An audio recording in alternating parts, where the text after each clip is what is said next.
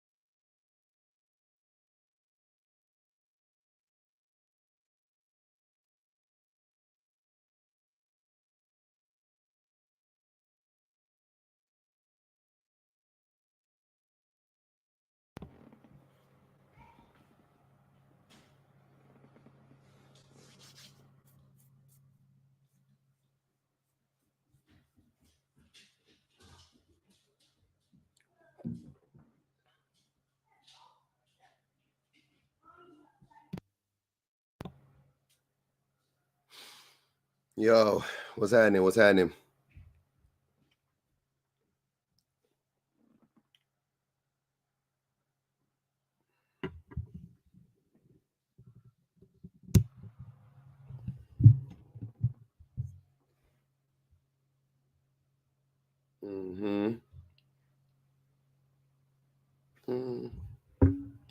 Cut it on this way. Let's do that. Let's see what it sounds like too. What up, y'all? What up, y'all? What up? Yo, yo, yo. Okay, we good. The mic is nice.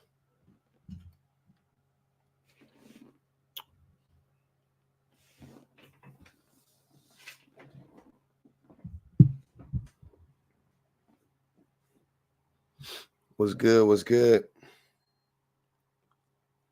Happy Thursday. Today is Thursday, right? Yeah, it's Thursday. Happy Thursday to all my peeps. Hope y'all having a great Thursday.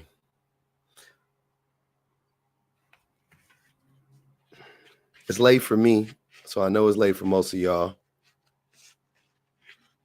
I know it's late for most of y'all, but I'm here.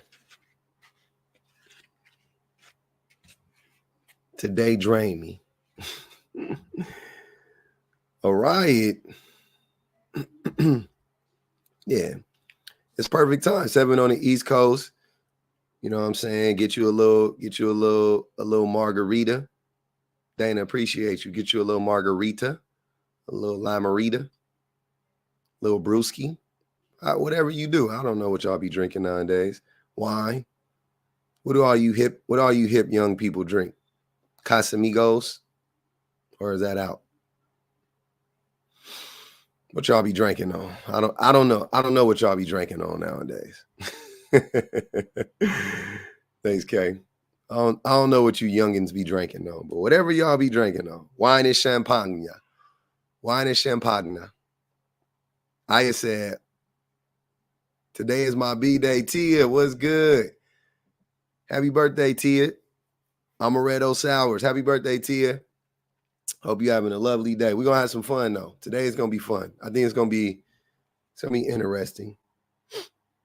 BC said, I'm not that young, though. I feel you. You young enough to be drinking. I know that. You young if you're young enough to still be drinking. I can't do it. I watch too many of those breaking my heart. I seen way too many of that trend. I was like, I ain't never drinking again. Them boys in that, they in that motherfucker looking cooked and whooped. I'm like, God damn. I'll just leave it alone. I leave that to y'all. Y'all with them good gallbladders and good livers and stuff. But hey, let's talk about it. Sparkling red wine sounds delicious. Sparkling red wine sounds delicious. Hey, y'all know what to do, man. Let's like up the live. Let's get up to 10,000 likes. Let's definitely share the live. Do all the things, right? Do all the things. Get it started early. Can't wait for the weekend. It's about to be lit. What you got going on for this weekend, Deja? Collect your reparations. Yep. I don't know how y'all gonna get reparations, but we gonna see. We're gonna see about what we can do. Getting reparations for women. Because women are owed reparations. Ain't no two ways about it. I don't know if people understand what the concept of reparations is, but we're gonna talk about what reparations are, because it ain't what most people think it is. It's that and some more. Whatever you think it is, I'm sure it's that, but it's also some other stuff too. So yeah, I want to have this discussion. Yeah. Also, you can add to this list: Black people owe reparations. Native Americans are owed reparations. You know, there's a lot of people. Palestinians owe reparations. The whole continent of Africa is owed reparations. Vietnam is owed reparations. Japan is owed reparations. Well, I think they got some reparations, but yeah, a lot of countries, a lot of places owe reparations. But we owe women specifically. And when I say we, I mean just men, period. You know, what up, villain? Just men in general. But more, or just as important, the government apparatus. They the same way they owe Black people, they owe women.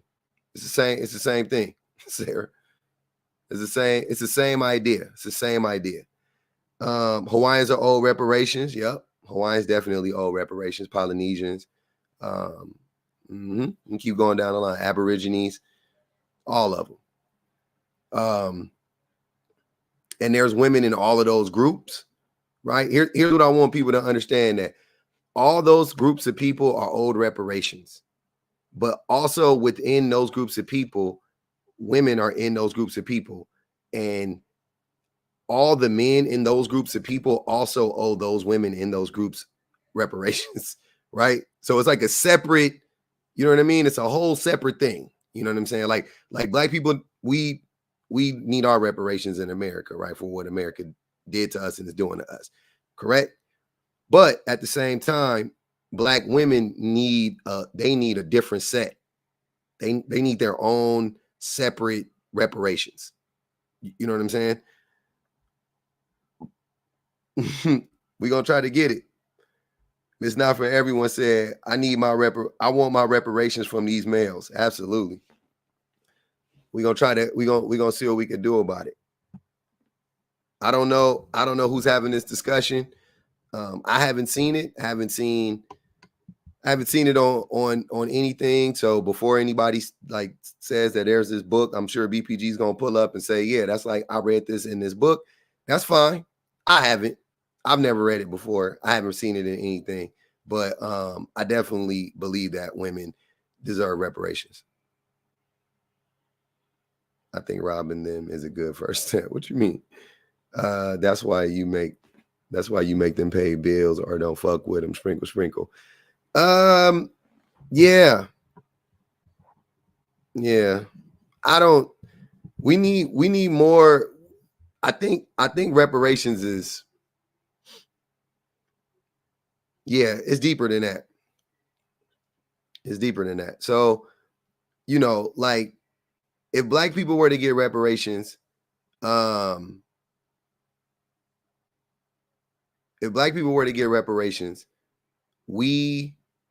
wouldn't just be reparations that we deserve. We also deserve them to correct the system. It's not just about the money, right? So even if you get a man to pay your bills, he's still probably gonna end up abusing you.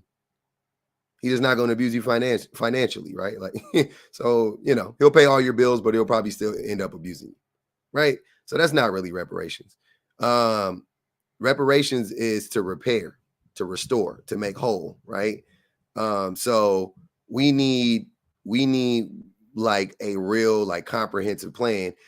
But I'm cool with just taking, piggybacking on other people's plans and then just adding a little razzle dazzle to it, right? To make some language specific for women so that we don't end up in the same place again ever, right? Because that's what needs to be done. There needs to be protocols and laws in place to ensure that what has happened to women um, and what is happening to women doesn't continue and also never happens again. I think that's the most important part, right? The money and all of that stuff, absolutely, definitely pay the dues and all of that good stuff. But we ain't gonna never get back what we're really owed, right? But moving forward, we could, we can get some growth. Giving us half their reparations will be an excuse. They say took them out of the home. They gonna come here talking about white T men. I mean, white T men definitely need to get talked about. And we talking about reparations. I feel like at this point, I ain't gonna even hold y'all. I feel like at this point, I might be getting suppressed by the word reparations. Yeah. TikTok is hilarious. The apps are hilarious. They don't want you. There's certain words that are like persona non grata, right? And reparations is one of them. I was 50-50 on using the word. I was like, should I use the word reparations? Here we are, getting lightweight shadow banned. I'm watching it happen in real time.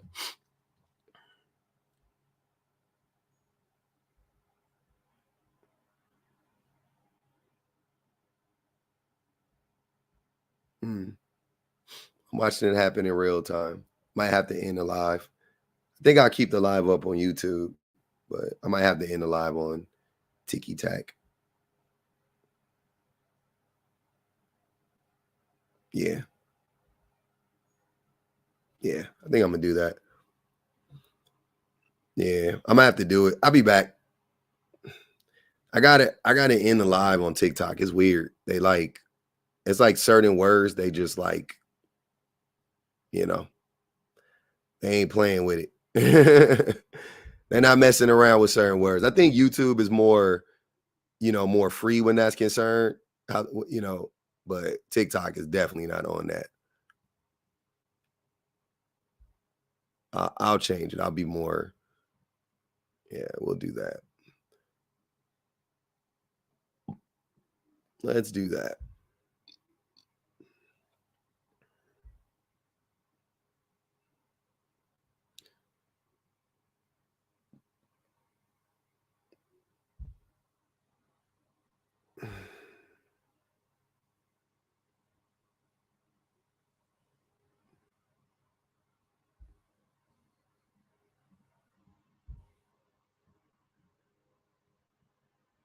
Men, oh, women.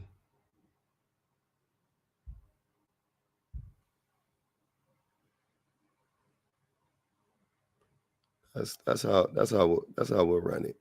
All right. That looks better. Yeah, reparations is a bad word to YouTube people. Maybe.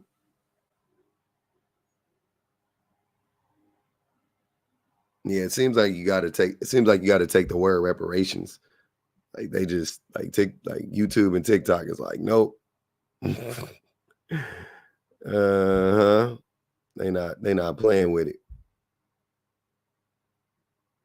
They are not playing with it.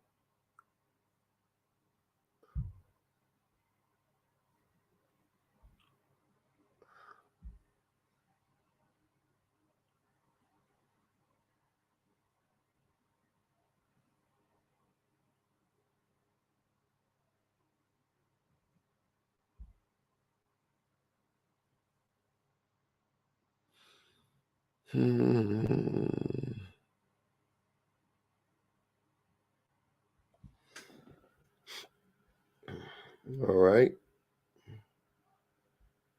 We did that. Got to be careful, man. We got to be careful on here. So I be wilding.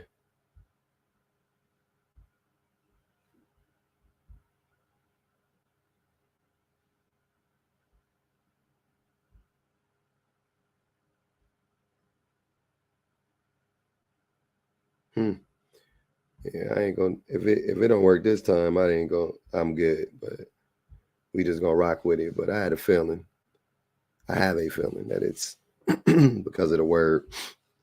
I think we're good on YouTube. That's what I was saying. YouTube is okay, but TikTok be acting stupid. So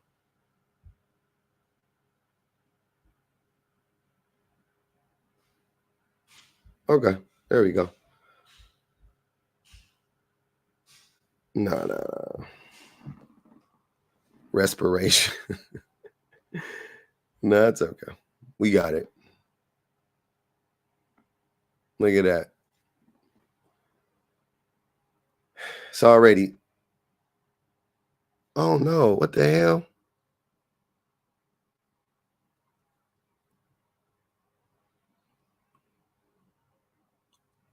There we go. I came back with the same prompt. uh-huh.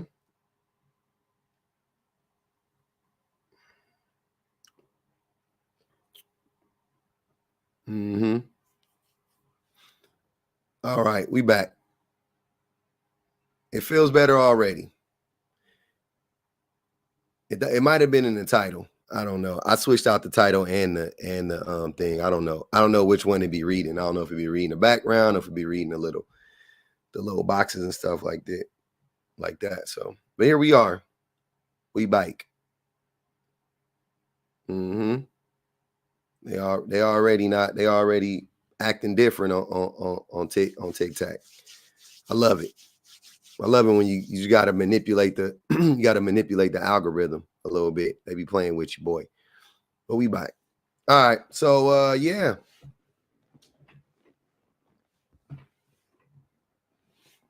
I like this one. This was my original one. Men owe women everything. Women don't owe men jack shit. Women don't owe us jack shit. I really want men to get that through their heads. What do women owe men is my question. Right? I want to know. And I mean as a group. I'm not saying like your wife doesn't owe you loyalty or your mama doesn't owe you protection or something like that. We get it. Hey, at the same time, y'all said, where is GV? Goddess Code said, GV, reparations based on attraction. Y'all don't deserve reparations because y'all keep dating men based on attraction. That boy be thinking he be eating with that one. That boy be swearing. That boy be swearing he be eating down with that shit. Mr. Adversary. What's good, Mr. Adversary? Nothing much. What do you mean men owe women everything and women don't owe men shit? What does that mean? What's that mean exactly? What do you think it means? I mean, you're saying that men owe women everything and women don't owe men shit. I mean, or is that serious? Are you serious with that or what? I'm always serious. Okay, so what do you mean exactly when you say that? Why do men owe women everything, and why do women don't owe men? Why? Why? What do women owe men? Would be my question. No, I asked you. I know. Yeah. So I made a statement, right? Here's what I'm saying. So I made a statement. This is my statement. Now, I would like for you, like you don't agree with it, then now you could tell me why don't you agree with it and what don't you agree? You know what I mean? Like you could say, well, women owe men, da da da da. You know what I mean? Like that's how I would respond to it if I were to disagree with it. Well, I don't think that men owe women everything, and I think that if anything, men have already given women a lot. A lot of what? Pain? What have men given women? Men have built this world world that women live in. No, we didn't. Men, yes, we did. Men have done a lot of things to advance this world. So I don't. I got a question for you. When you say men built the world, Yes. quick, who raised you? My parents, both of them. Mm-hmm. My father. Your father and your mother. I know. So your mom was a part of your life. So what percentage of men were raised by their fathers? Would you guess? In the Black community? In any community. Because you said men, because you said men built, wait. You said men built the world. So you didn't say nothing about Black people. So let's leave Black people out of it. We talking about men and women. You said men built the world, right? Okay.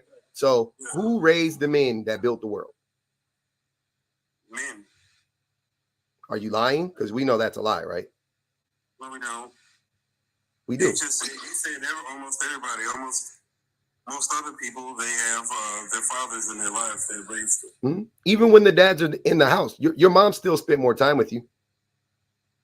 I know that. Like you ain't. That's what I'm saying. There's no need to lie about it. We know. It's we know what the numbers say. We know what the reality is. Reality of what numbers from what? See, that's why I mentioned my ethnic group, because other ethnic groups, they're not going through the same things that we're going through. Yes, they are. When it comes to that, not on the level that we are. But they are though. But white women are raising the children. They spend way more time with the kids than the white fathers do.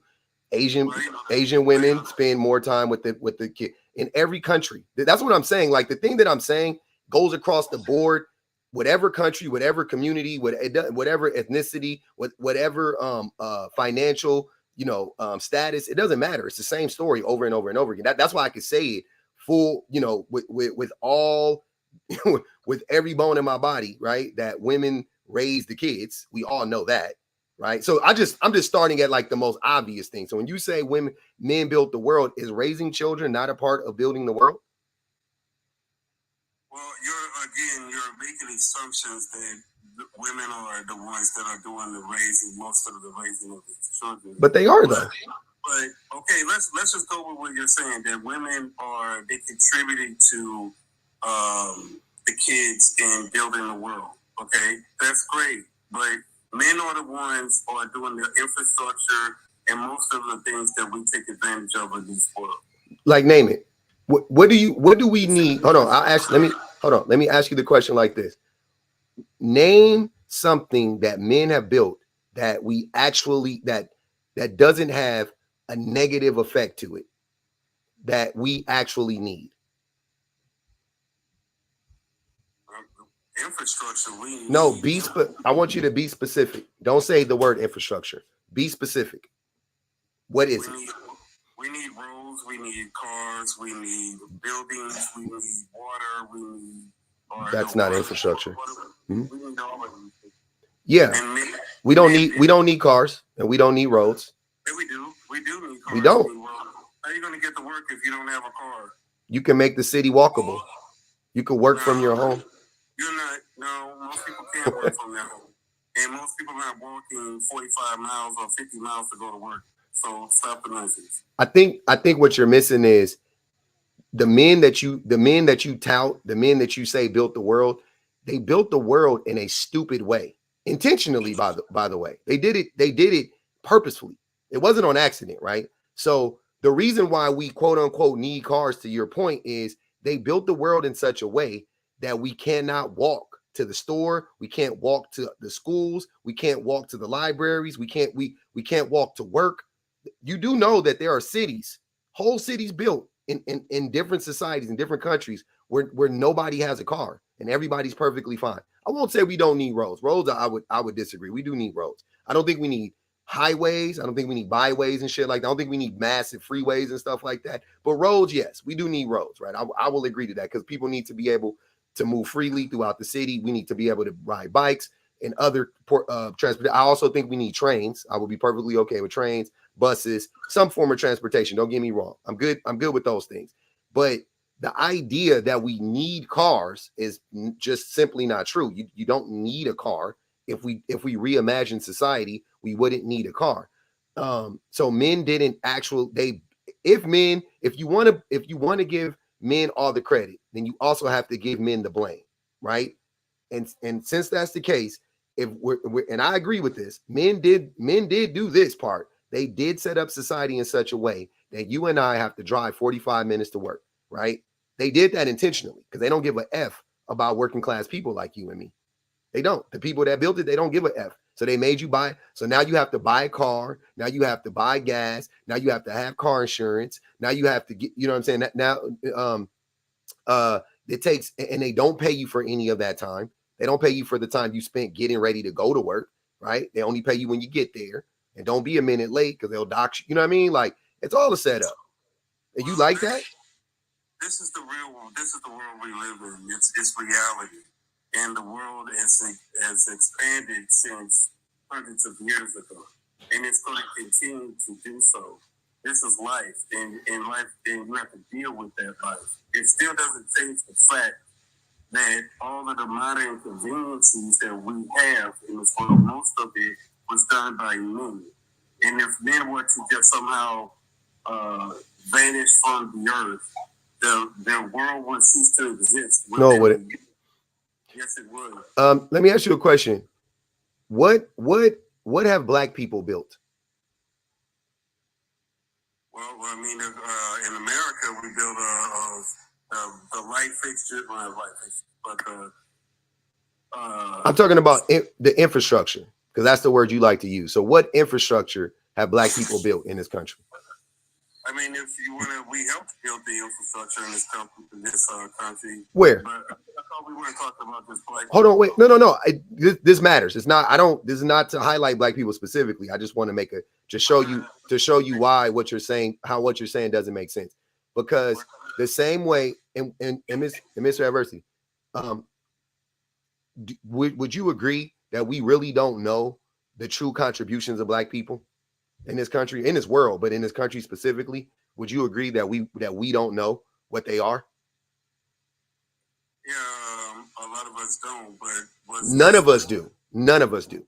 You mean none of us do? I wouldn't go as far as saying none of us. No, sir. It is impossible for us to know. That's what I'm trying to tell you. It's impossible. Why? Because if a slave came up with an invention and the slave owner took credit for the invention, how would you know? No, there would be no documentation. Nobody, we don't know all the things that slaves built. We have no idea. You have no clue all the ideas that they stole from us. You have no clue, right? That's what I'm saying. Anybody that knows history, you know that about history, right? We know that history is written by the victors, right? Okay, but that's not all things, though. There are a lot of things that in this country that were done by black people. I know. There's no disagreement there. I know that we built a lot, and I'm saying that imagine here's what I'm saying. For every one thing they gave us credit for, every one thing that we had to unearth and take credit for, there are 10 things that we didn't get credit for. You see what I'm saying? So you really don't know how much black people contributed to the building of this country, right? First and foremost, you and me, we don't know that. Nobody does. And that is the same thing for women, because men write the history books. Men are the ones who shape history in that way. So they get to say, we built this. Only men built this, right? But I'll tell you right now, the reason why, even right now, thinking about black people in this instance, it doesn't make sense, is because did black women not build this country right alongside of black men? Yeah. Okay. Wait. Okay. So black women built the country right along black men. Then how the hell where do you get off by saying men built the world and men built the infrastructure? That doesn't make sense. If black women was right there slaving away right next to us, you don't think they was working on buildings with us? You don't think they didn't care if you was a man or a woman? They wasn't like the men do this and the women had to do the same shit we had to do, damn near. I don't know what you're talking about. Damn near, but again, see, you started off saying that let's not make this about black people, and then you turned it around and used black people. And I'm saying in general, right now, if you talk any infrastructure job or even tech job or engineering job, it's almost filled with. I'm actually an engineer, so I'm just listening. It's mostly men in these fields. So therefore, We are the ones that build the infrastructure. That's what I'm talking about. And bottom line. And when you say we, Mr. Adversity, black men aren't included in that thing. Okay, cool. I won't say we, but most men have built this infrastructure. So again, when you say that men owe women everything, I'm wondering why would you say that and women don't owe men shit? According to you, the same way black people don't owe white people anything, and they owe us everything. I'm not worried about white people.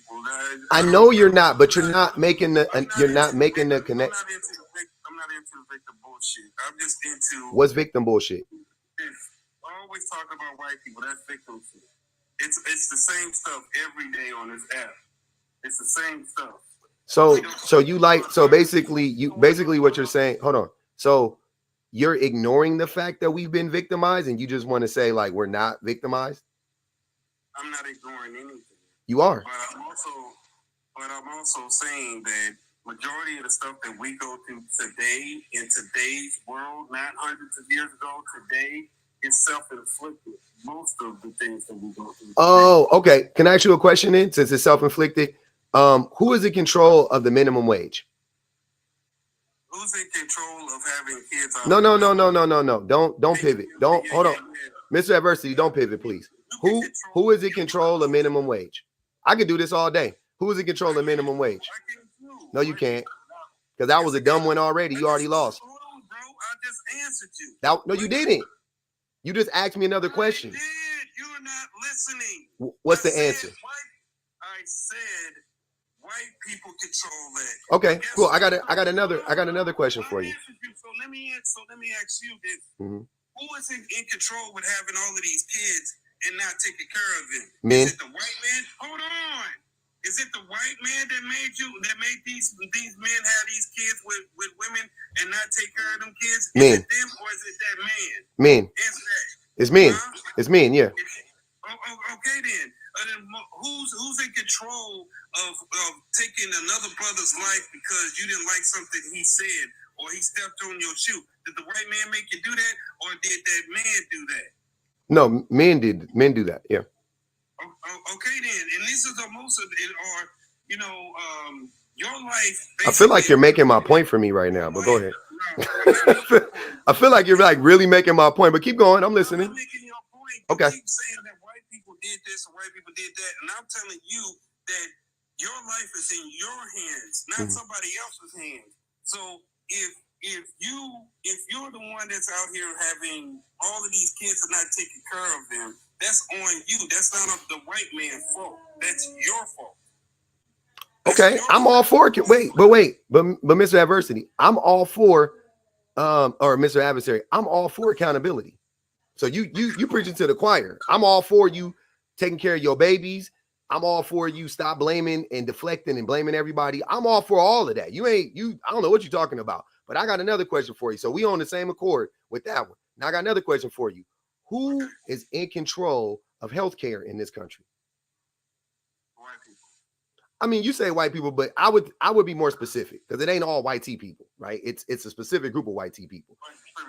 Right. Well, okay, you could say that. You could say as a system, yep. You could say the system, you could say the government. So when you say stuff like your future is in your hands and all of that, you sound like a politician because we all know that that's not true, right? You do realize that there's a ceiling and there are restrictions put on people who are born into poverty. There just is, and you can't. There is no for most of those people. There is no way out. I'm sorry, it doesn't matter. It doesn't matter. It really doesn't matter for those kids, and for like the kids are ruined from the beginning. And you acting like that don't matter. Like, what do you want a kid to do if his what do you mean? It's systemic. It's a top down. It ain't by one person. You want to put the blame on one person it ain't failed. The system actually works perfectly according to the people who built it. But let's say a failed system because it's failing the people, right? So you want to blame one person or two people or five people for a problem that is 450 years old and dates back to the first motherfuckers that got off the boat on Plymouth Rock. You see what I'm saying? Like, you want to act like none of that is connected. You want to disconnect all of that and say, well, today in 2024, every child can just wake up and go to school and get a good education and but they can't though. And if the kids can't get the education they need, then they're going to grow up into uneducated and undereducated adults because of the system. Because of the system. It's not their parents' fault, right? No. Listen to what I'm saying, sir. If the parents never got the education, how do you expect the parents just to get educated? The parents don't have the education. They should have put the energy into it. This man is talking silliness. Man, I'm just saying, I'm an engineer, and I was just sitting back listening. I ain't want to interrupt y'all. Now, bro, Coffee, you do have some legitimate things you saying, but at the same token, you're not being understanding to the reality of it. Who? And my reality of it is, I come from what you're talking about. I don't know where you've been in your life, but I'm telling you, I come from where my mama had bookshelves, dictionaries, and stuff. So when I was growing up, your mama teach you stuff, the house teach you stuff, did it prepare you to go to school so you would be up on your stuff. Now the parenting is they want to shove the kid off on you and you teach them. You have to be accountable. Men and women in the Black community need to be more accountable. Stop whining, look into thyself, and then maybe things will change because he's not lying about. I come from where the white people move out the neighborhood. They put the Black people in there. The neighborhood is trash after 2 years. So how do we blame the white people for everything? Stop blaming. I'm not blaming the white people for everything. I just let the only thing. Hold on, y'all. Yeah, I'm not a. Hey, Kane. If you claim to be educated, hold on, brother. If you claim to be educated, prove it to me right now, and don't say the next thing you about to say because you're gonna sound stupid. I got you. Hey, if you want to have that, hold on, sir. Yes, I know who came off of the slave boat, right? And if you don't think, if you don't think that what happened to our ancestors affect us now, then do you not think that we deserve reparations as Black people right now? You want me to answer that? Yes. Okay, I believe that the people who need reparations, they're already dead. I believe that sometimes when people give. Where did you get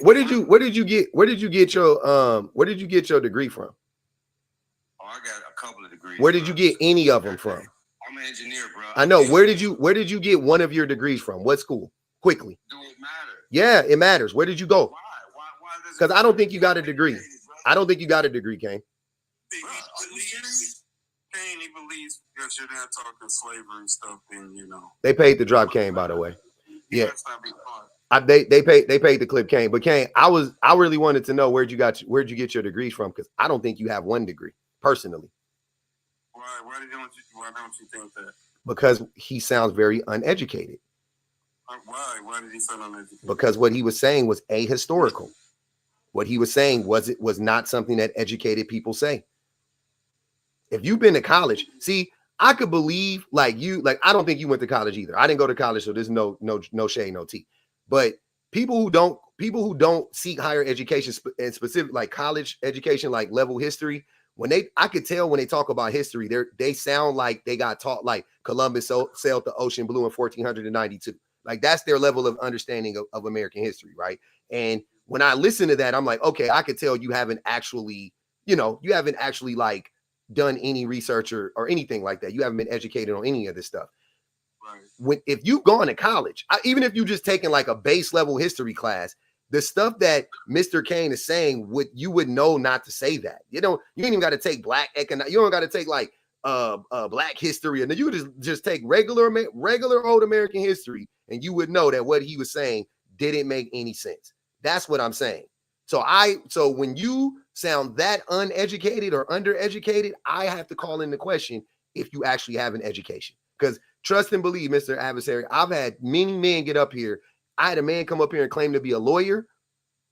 He claimed to be a lawyer. He was not a lawyer. He barely could speak English. And there's no cap. He was born in America, by the way, and he could barely speak English.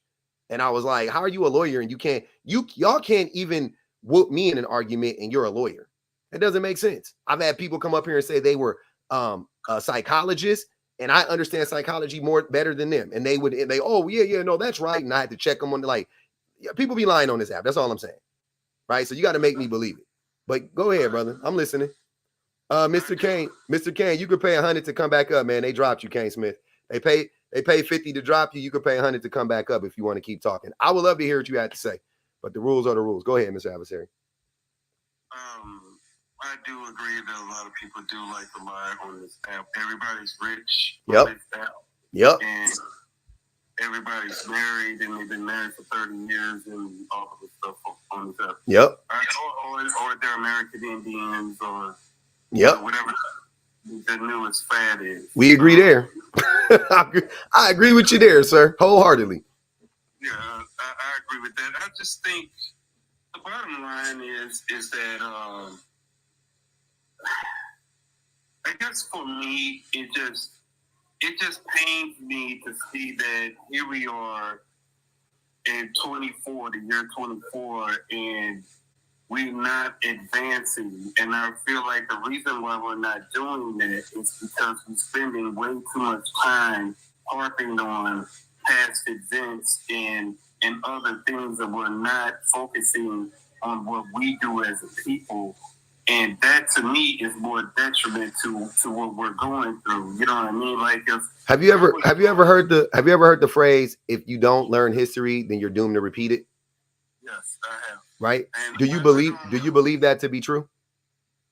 Yes, I'm not nowhere near saying that we should not speak on the past or that we shouldn't teach our children about it. But what I am saying is we should dwell on it either. I think when you're constantly teaching your children, you know, that because you're black, you are behind the 8 ball, that sets them up for success. No, it don't. That actually sets them up, Mr. Adversary. I promise you, teaching your children the truth of the same thing I would tell my daughter if I had a daughter. I would tell her, you're going to have to work twice as hard to get half as much as a man. The same thing I'm telling my black children, my black son, you got to work twice as hard to get half as much as a white tea person. You think I shouldn't tell him that? You think I'm lying to him if I tell him that? You think I could tell him that he can skate through life the same way a white tea boy can? Because all things is equal now, right? According to you. No, I'm saying that if there's something in this life you want, you can get it. And if you look at yourself as a victim, then that's what you'll be. It's kind of like, you know, I'm not going to name any names, but it's family members of mine. And one of my aunts would tell my cousin that she was stupid all her life. And so therefore she grew up thinking that she's stupid. But Mr. Adversary, that's different. Sir, I hear you. You know that's different though. It's not different. It's not different because when you're constantly getting bombarded with movies and music and your parents in church telling you that as a black person you are automatically beneath and behind the 8 ball of life in America, then this is what your mind will yes, it makes you work harder. It makes you work harder. But the evidence is what you're saying. The evidence isn't showing that. No, there people, sir, Mr. Adversary, people's parents. First of all, people's parents are most black people don't have the infrastructure. Since you like to use that word, and I'll use it right now. We don't have the infrastructure to elevate our community as it is right now. Because like I said, when I asked you about the minimum wage jobs, right, that was for a reason, because most jobs are minimum wage in America, right? That makes up the largest demographic of jobs, right? Minimum wage jobs, whatever you want to call them, low paying jobs, somewhere around there. If the majority of the people who work these jobs look like you and me, right? So, or per capita, I should say, more black people per capita work these jobs than everybody else, right? So if they raise the minimum wage, for an example, to a living wage, right? It would uplift so many black people out of poverty. The same way what FDR did with the New Deal, when he did the same thing with minimum wage and did the same thing with Social Security. Social Security we have never seen poverty we've never seen so many people come out of poverty, right? But in any point in time in America than when FDR gave older people Social Security. If you gave essential workers, you know, whatever, if you gave them a living wage, a bunch of people would come up out of poverty. Black people specifically. It would affect our group the most. If you gave everybody health care, right, it would affect our group the most. If you gave everybody access to college, it would affect our group the most. If you forgave everybody's debt, it would affect our group the most, right? Student loan debt, right? I'm just naming top. These are like bare minimum on the top level, surface level shits that I feel like we should already be doing. But we're So your argument is that the government should bail us out. That's not a bailout. See? It is a bailout. No, it's not a bailout, sir. Because at the crush of all of this, it still comes down to making decisions that will make your child. It doesn't make any sense because the jobs still have to get work, Mr. Adversary. So let me ask you a question. Do you think that I'm gonna tell you why it doesn't make sense? Do you think that that everybody, because I know you're gonna think whatever, I know you're gonna say something different, but if you work 40 hours a week, do you think every single American who works 40 hours a week minimum deserves a place to live that's in a safe neighborhood, deserves to be able to not be on government assistance at all, be able to buy a house, be able to buy a car, a functioning car? I ain't talking about a Lamborghini and I ain't talking about a mansion. I'm talking about a home and a car. And they should be able to go to the dentist when they need to and be able to go to the doctor when they need to, no matter the job they work. They work 40 hours a week. Do you think every American deserves those things? Nobody deserves anything. Oh my God. You have to work for what you want. You still, when you get done, you wanting the government to bail people out of their own mess. That's what you want to do. You know, when I was growing up, they're not giving us free money. We pay taxes, so they're not bailing us out. It's our money. They are bailing you out. We pay into the system, so they're not bailing us out. They're not giving us nothing for free. It's the money they stole from us. So if a thief comes in your home, steals your money, and gives you back some of it, are they bailing you out? Because that's what the government is doing. That's what the corporations are doing. The corporations are stealing. They're stealing my labor. The government is stealing our money through taxes. They're not, and I don't mind paying taxes, but they don't allocate our taxes to the things that we need the most, right? They give our money to wars. They give our money to, they subsidize the milk industry and they subsidize the beef industry, and they give money. They give big ass contracts to Tesla or to fucking SpaceX, and they give big ass contracts to Halliburton. They give big ass contracts. You know what I'm saying? That's what they're doing. So I don't know what you're talking about. It's not a bailout. A bailout is, I mismanage my money, like the banks did. I mismanaged my money. I've made shaky investments, and the market has gone to shit. Now you have to give me money to keep my business, to keep my business afloat. Well, what I'm talking about is every human being deserves to go to the doctor. Every human being deserves to eat food. Every human being deserves a house, a roof over their head. Every human being. If you say not every human being deserves that, you, sir, are inhumane. You are not human now. To me, that is not a human response, right? Because you cannot make that make sense to me logically. Why every single human being, and I said 40 hours a week because I feel like you'll be the type of person to be like, yeah, everybody that works. I think every single human being deserves somewhere to live. And you see what I'm saying? But I was being nice and was giving you somebody that works 40 hours a week. But if you, another human being, is saying not every human being deserves that, you instantly become inhumane. You are not a human being anymore. That is a weird statement to make. Like disgusting. I don't know if you know that or not. I don't know what circles you run in, but over here, that's taboo to say everybody doesn't deserve food, water, shelter, and education, safety, a vacation. I keep going. A vacation, to be able to see the doctor, like the dentist. So what you're saying is you want the government to take care of people. That's what the government is supposed to do. No. That's what the government is supposed to do. It's supposed to take care of the people. The government is supposed to take care of the people. That's what it's supposed to do. That's the apparatus of the. That is what the government is. That's crazy that you don't know that.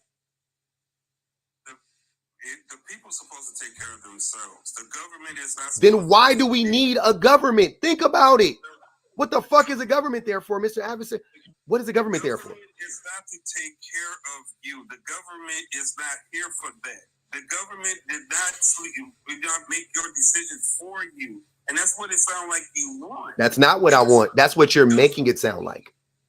Well, I can't hear it any other way, because you're basically saying, okay, even though you didn't work for what you're wanting, the government should give it to you anyway.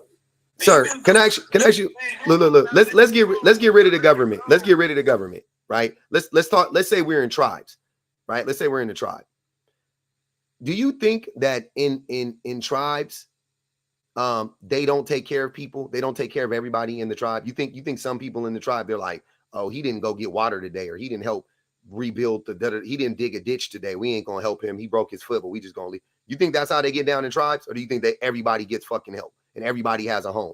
Like nobody is sleeping out. Like if there's one hut in the tribe, everybody got a hut. If there's one house in the tribe, everybody got a fucking house. Everybody has somewhere to live, right? Nobody is starving in the tribe. Like, you know what I'm saying? Like not like one person. If one person is starving, the whole tribe is starving, right? It's famine amongst the whole tribe, right? But so you're saying that ideology that we should now, you have been brainwashed by the white T man, by the European man, right? You have, and I'll be more specific. You've been brainwashed by capitalists, because that's what capitalism teaches you. I don't even want to say white T people, because white T people don't even think like that in their villages and shit like that. When they was living in huts and shit, they was taking care of everybody too. They wasn't letting nobody starve. Everybody was eating.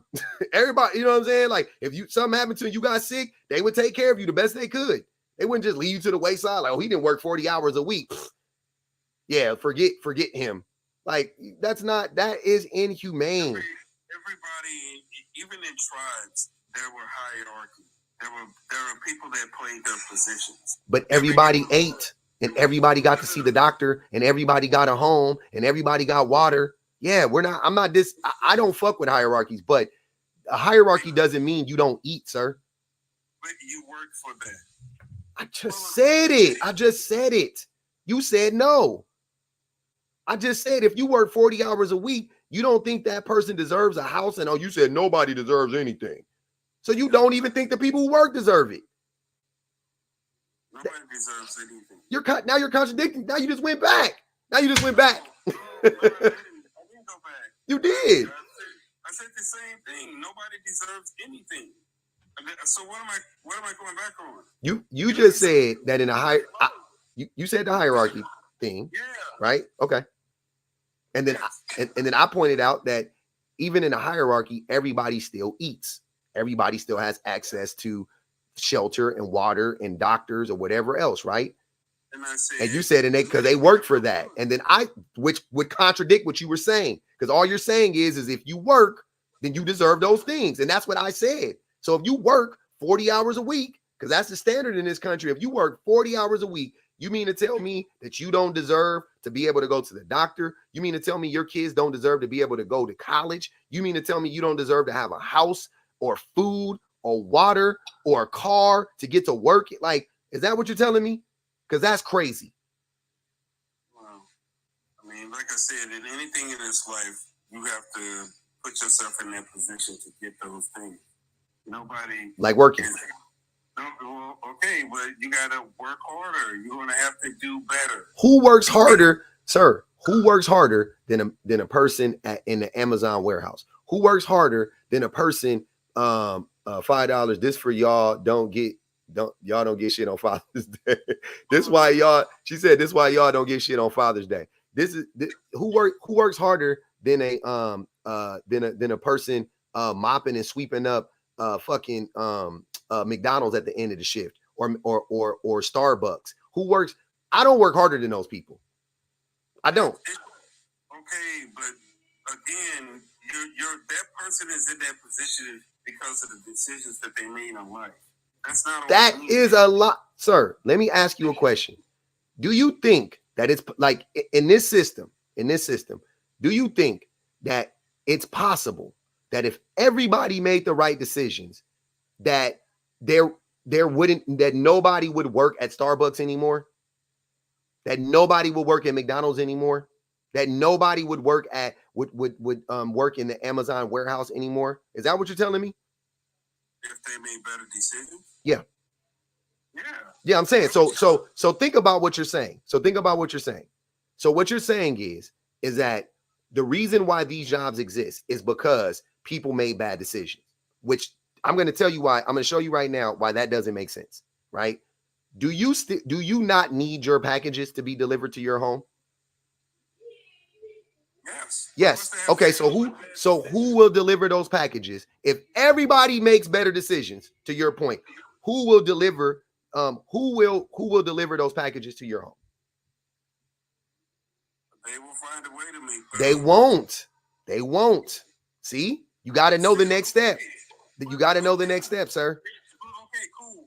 But it still boils down to, okay, if I worked hard, I got myself in a position that I'm in, I feel that I deserve that. I don't think, or in reverse, I'm the type of person that if I know I effed up, then I deserve what my punishment is, or where I put my life at. That I don't deserve to have something that I didn't work hard to get. That's all I'm saying. If you pissed off your schooling when you were going to school, and now the only type of job you can get is mopping somebody's floors, that is on you. And that's majority of the cases. Not all, but majority. So you think people who sweep up and mop up floors, it's a punishment for not making good decisions, or do you think that's just a function of our society? Clarice said, for being a black white supremacist is nasty work, Mr. Adversary. That's what they said. They said you're a black white supremacist. Your hood is showing right now. And I don't care. I know you don't care. Yeah. I don't know these people, and as far as I know, they can jump off a cliff. I do not care. Oh no, not violence. The deal is just like I said, okay? If I'm out here and I'm young and I'm trying to, hit every girl I see, okay, and I got all of these women pregnant, and now I'm poor because of that bad decision. I don't get to. Wait. Wait. They're not poor because they got a bunch of babies. Are you crazy? Most of these men not paying child support. What are you talking about? They're not poor because they had a bunch of babies. They was poor before they had the babies. Stop. You capping again. Stop, bro. There's too many of these dudes out here right now. They're still living with their mamas, and they 40-some years old because they got 7 girls pregnant. They can't take care of none of them kids, and none of them, and not themselves. That's what I'm talking about. That's bad decisions. So those type of people who make those decisions, no, you deserve what you got. Period. That's what I'm getting at. So let me tell you something. Do you know that 51% of custodial parentship is decided outside of court? So there's no child support already off the bat. Most men who aren't in the home, right? Let me be specific. Most men who aren't in the home don't pay child support, first and foremost. Secondly, most right off the bat, 51% of custodial parentship is decided outside of the court. So that means if the court ain't involved, you don't have to pay child support. So most fathers aren't paying child support, right? Secondly, do you know, hold on, so I'm not done. Do you know that even if you are on child support, right? Most of the men who are on child support don't actually pay child support. They don't pay like they don't pay it. They don't pay every single month. They may pay for 6 months and they don't pay for 3 months, or they don't pay it. They don't pay child support. And a lot of men make bare minimum payments on it and like a credit card. And yeah, so it'll show up as like they're paying, but most men ain't paying their full child support.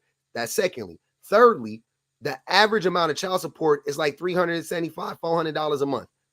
So you talking about these men is broke from not being able to pay $400 a month is wicked work. That is not what that men are broke because they broke. Having these talking points. Oh damn. Hold on. Having these talking points. They said the Cash App said having these talking points, having a service job is wild. Because you do have a service job, right? According to your picture, Mr.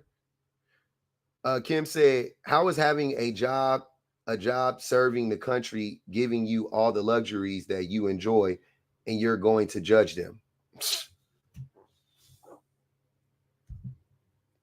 I'll tell you how I judge, okay? Because I take care of myself, I take care of my family, and I don't go out here making my situation bad for myself by, trying to repopulate the earth, and knowing I can't do that. Okay, so whether they're paying child support according to you or not, they were poor to begin with. So having multiple kids isn't very smart. I think you would agree with that. If you knowing you can't even take care of yourself, let alone 3, 4, 5 other kids. That doesn't make any sense. And this is the major reason they called you why people stay. And why it's a continual cycle, generation after generation, because you got people that are having kids that can't take care of, or living off the government, and won't get off welfare, won't get off public housing, because it's just easier to do, because they don't want to do nothing for themselves. That's not true. That's the problem. Yeah, but let me read this. Let me read this Cash App. They said, hold on, brother. I got it. Cash Apps take precedent. They said that you are Steven from Django. Can't trust them. Also, what you're saying is it's just not true, because but to your point, we're gonna bring it back to the topic. So you're making the case for we do owe women everything because the men that you're describing aren't paying child support, right? And the largest demographic of people that are in poverty are women with children. So because the men have abandoned them and left the women with the kids, right? And it's hard to go to school, to get an education, to get a better job when you got to work to provide for your family, even if you're on government assistance. And as a person who grew up, Mr. Adversary, please let me finish. And as a person who grew up on government assistance, I can tell you this firsthand. I saw it firsthand. I saw my mom do it firsthand. I've seen other people do it firsthand. I saw many PS 499 units in my apartment buildings, in my projects where I grew up. I saw it firsthand. It's hard to go to school and do all of that shit when you are doing it all by yourself. Very, very hard. Also, a lot of those women didn't have an education to begin with, right? So it makes it even tougher. But you're making the case for women being burdened with children, right? Because this is what I said before when you were saying that the men raise the kids, but the thing you're talking about is child abandonment from fathers, because the women are with the kids. The fathers aren't. That's why they own child support, right? Because they're not there. So here's what I'm saying. To bring it all the way back, you 100% have contradicted yourself. You started off by saying that we don't owe women anything. I said we do. And then you said, and then we started getting into this conversation, this back and forth. And at one point in time, you said that men built the infrastructure. And I said, okay, well, who raised the men that built the infrastructure? And you tried to say, oh, the parents, the men. Now, fast forward to 2024, like you said, you're basically making the case that men ain't around and they're impregnating a bunch of women and they don't have any way to pay for these babies. So the women are burdened and stuck with the kids, while the men don't get punished. They don't got to pay nothing because they not on child support.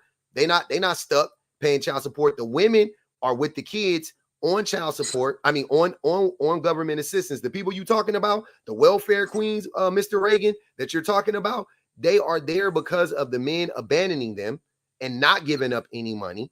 And the women are forced to do the best that they can do. Right? Okay, so can I speak to that? Hold on. You can. Let me read the super.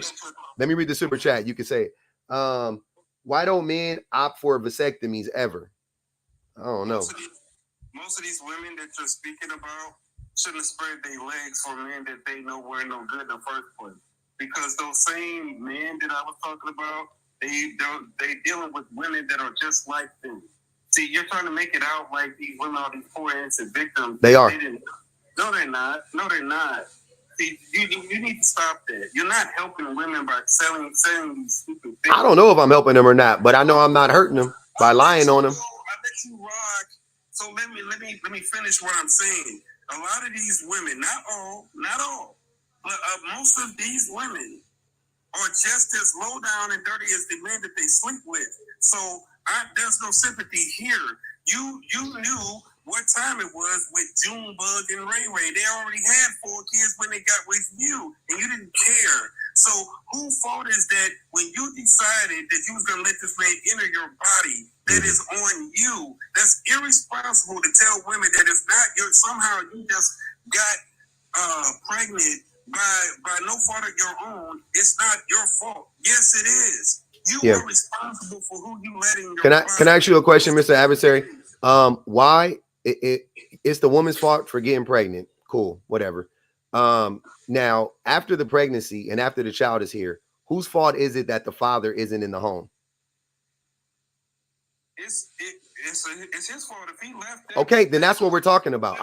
I don't give a fuck about the pregnancy. The baby is here. Nope, nah. Too late.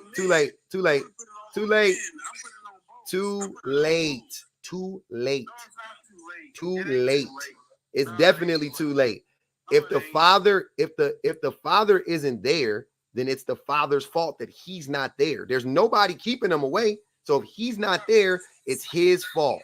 It ain't both of their faults. It is both of their fault. That doesn't make sense. It does make sense. How do you get pregnant if you don't let that man? Hold on. I didn't say. Hold on. No. You're missing the point, man. You don't know what you're talking about. You don't. Hold on. I'm gonna help you out. No, the baby is born. The pregnancy already happened. You want to blame them for getting pregnant? You want to say it's both of their faults for getting pregnant? Fuck it. I'll agree with you. I got you, right? She should have protected herself. He should have pulled out. He should have wore a condom. She should have made him wear a condom. She should have said no. Shoulda, woulda, coulda, right? That's already done. The damage is done. The baby's on his way. The baby arrives. The baby is here, right?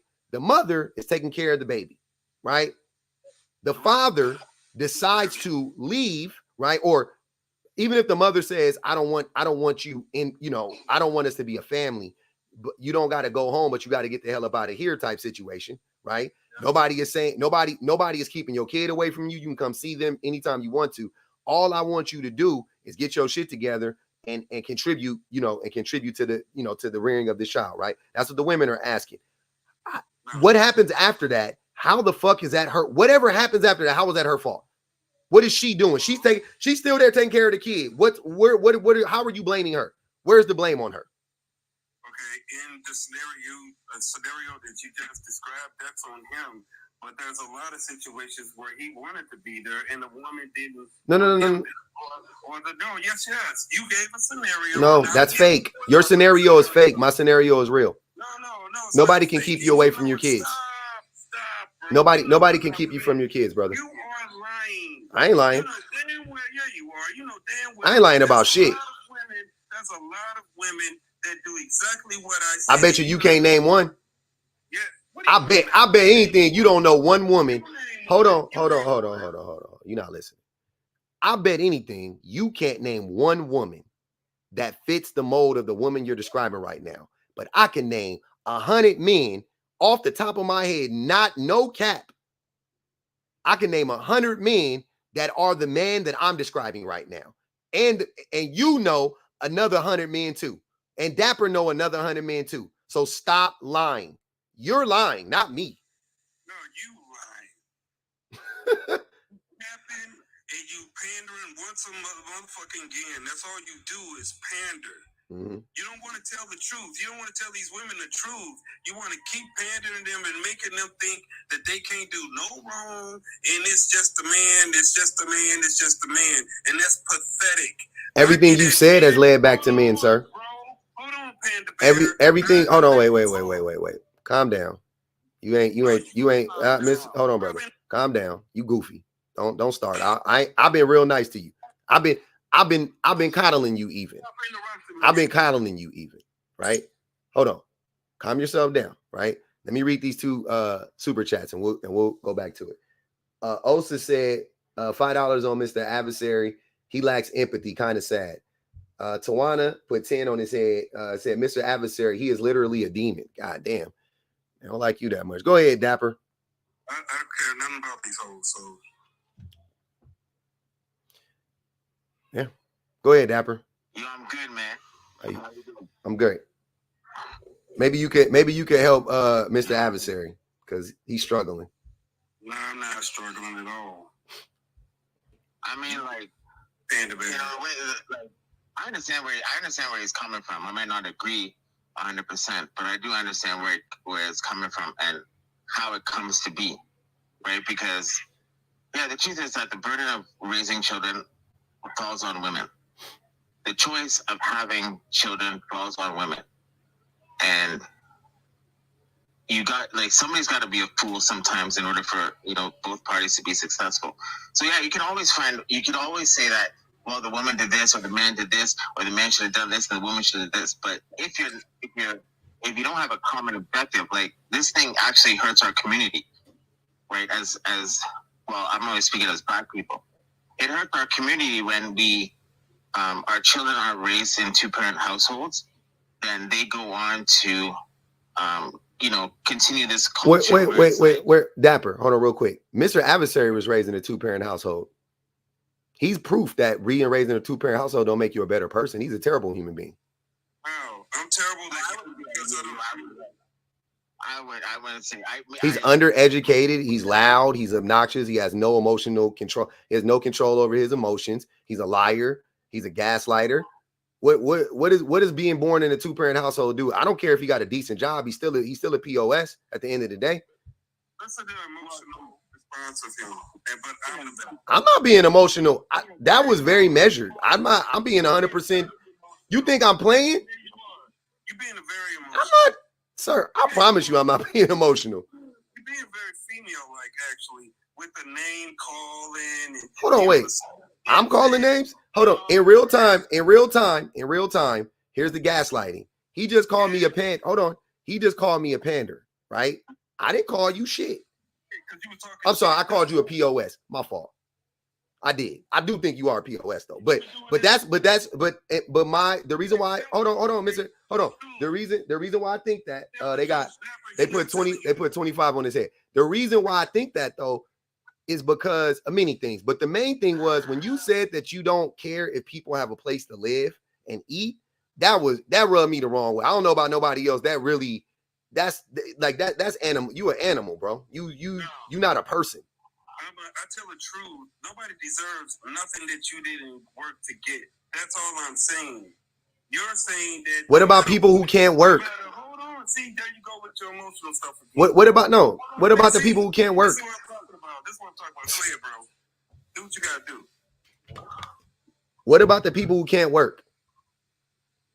What about the people that can't? Yeah, my son has autism. He can't work. He don't deserve it. He don't deserve to be taken care of. What about old people? What are you talking? There's so many people that can't work. Now you're going with the what if. No, see, you didn't think about that. You just talking like a white T man. You sound like a racist white man. And you know what's crazy? All the slack jaw, you know what I'm saying? All the slack jaw yokel type dudes like Mr. Adversary. Y'all all, especially the black ones, the black men who are extremely misogynistic, you guys also end up being racist too. It's weird. You be anti-black. It's and you guys don't see the connection between the level of misogyny and your level of anti-blackness.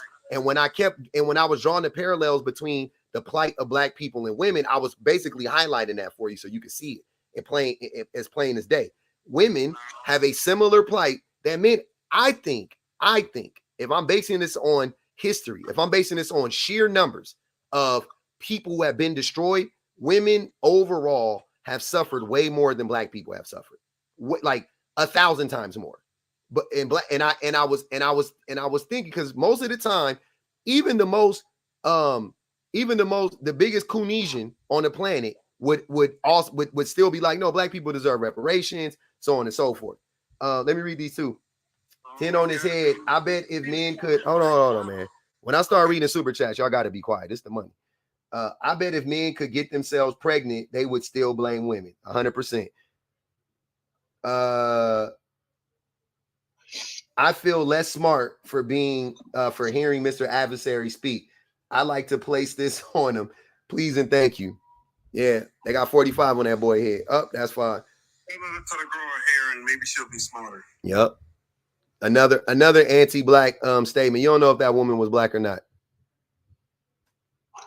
Assuming all black women are bald, like a stereotypical racist white T man. But he don't see the connection. And Dapper, you sliding on a slippery slope already. You came up here agreeing with that nonsense. You agreeing with that? No, I wasn't agreeing with that. Yeah, you were. It's not that Yes, you were. Back it up a little bit. You definitely was agreeing with him. I'm listening. The fact that I understand where somebody's coming from doesn't mean that I agree with him. That's how do you understand? Wait. How do you understand where he's coming from? Nothing he said was rooted in logic or truth. How do you understand that? You understand gibberish now? No, so what I understood by what he was saying was that he was basically talking about people taking accountability for the realities that are in their life. And I get that. The reasons behind why those situations came up, they vary. But, I always find that very interesting that, we're talking about statistics and facts about things, like, outside of context.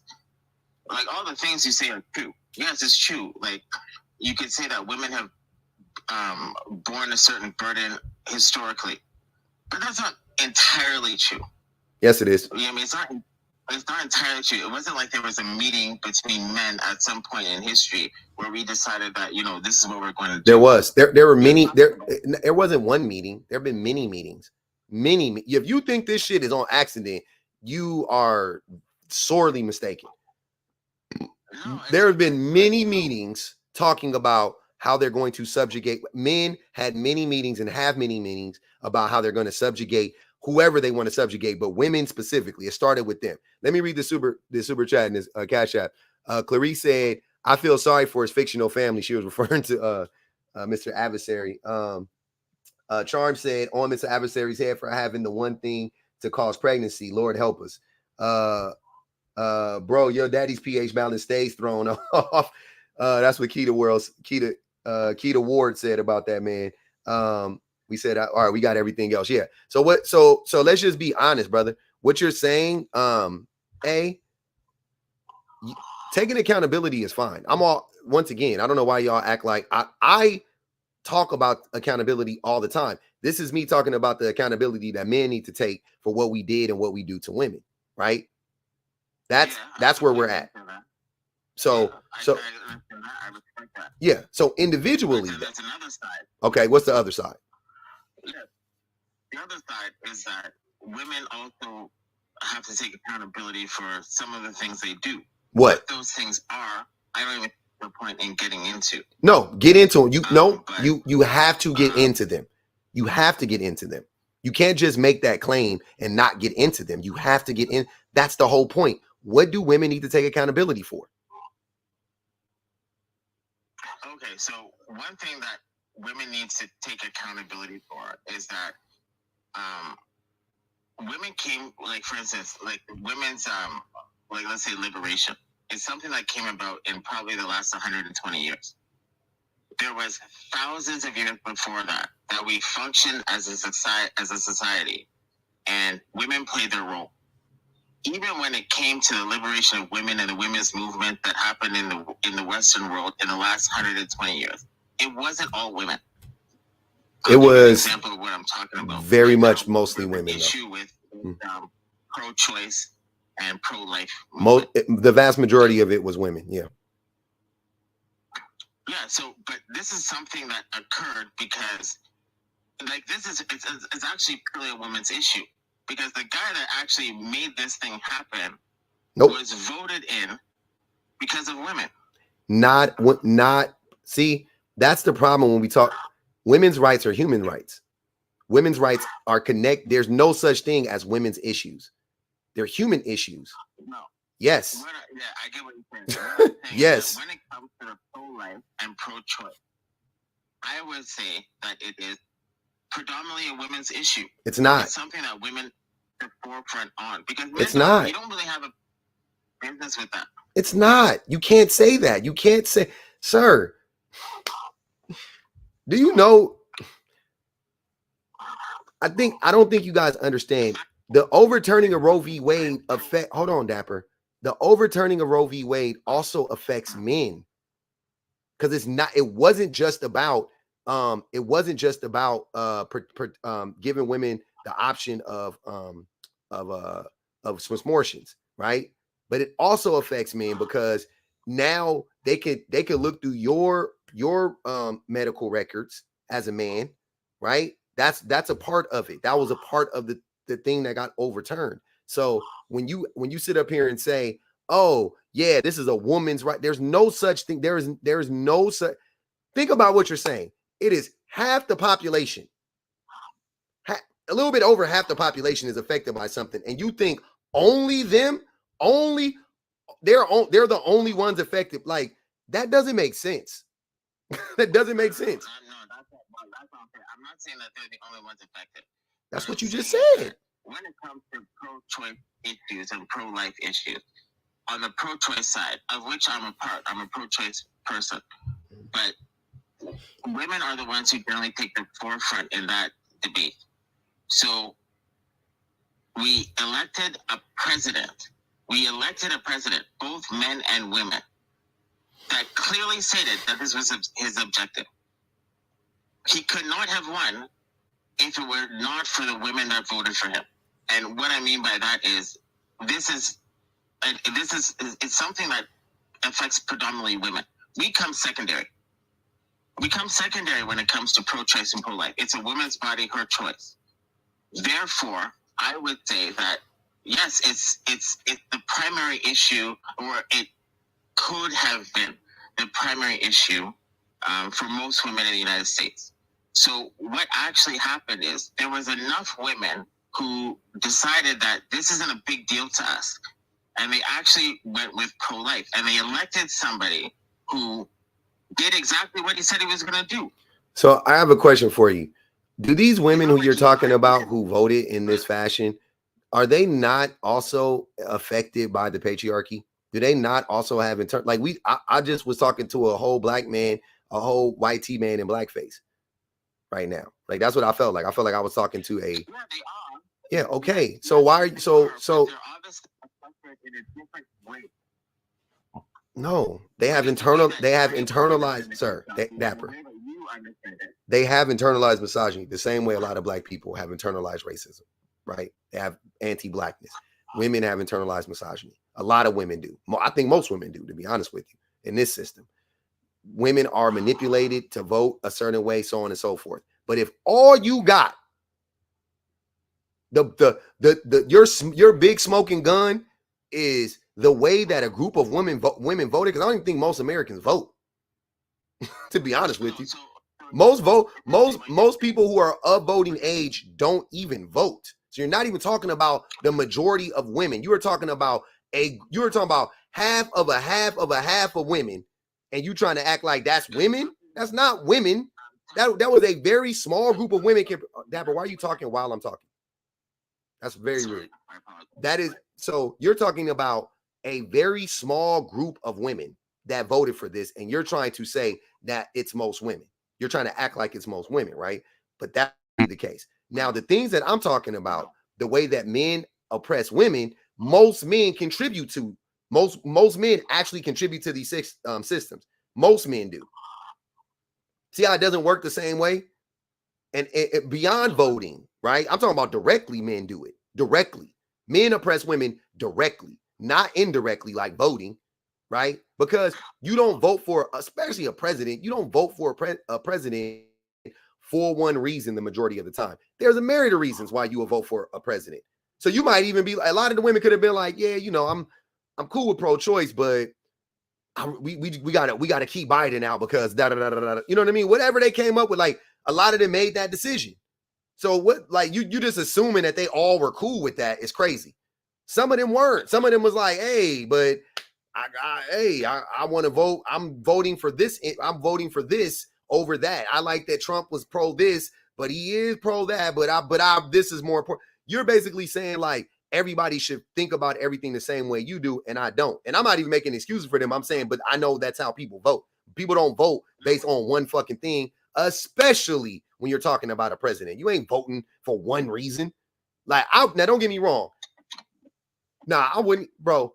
If somebody was running and they were like, we are going to give healthcare to every American, and I was like, yep, but what else? And then they were like, also I'm pro Israel, I'm pro the overturning of Roe v. Wade, I'm anti-union, I'm anti I don't think black people ever deserve reparations. I want to defund the schools. I want to give $100 gazillion to the police. I want to write a blank check for the military. Like, if you tell, I don't care if you're like, yeah, but I want to make sure everybody gets health care. I'm not voting for you. It's not worth it. That doesn't outweigh all the rest of that shit to me.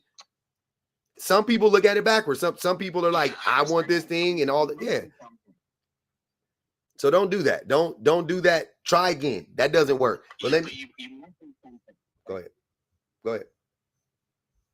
You mentioned something that I picked up on. You said that a lot of the, like, for instance, the women that would be on the right, like Republican women, that they have internalized misogyny and that they've been brainwashed. Say it again. Yeah, they. Am I incorrect? But yeah, no. If you were raised in a patriarchal system, you're going to be affected. You're probably going to have some misogyny and internalized misogyny. Yeah, absolutely. And so that's kind of what I was trying to talk about, is the fact that I don't agree or I don't understand why you made that decision. To me, doesn't mean that you're inherently wrong. You just see the world differently than we do. So there are women who are pro-life, and just because you're pro-life and I'm pro-choice, I don't just go to, you must be inherently like brainwashed. You probably have your own reasons for doing this.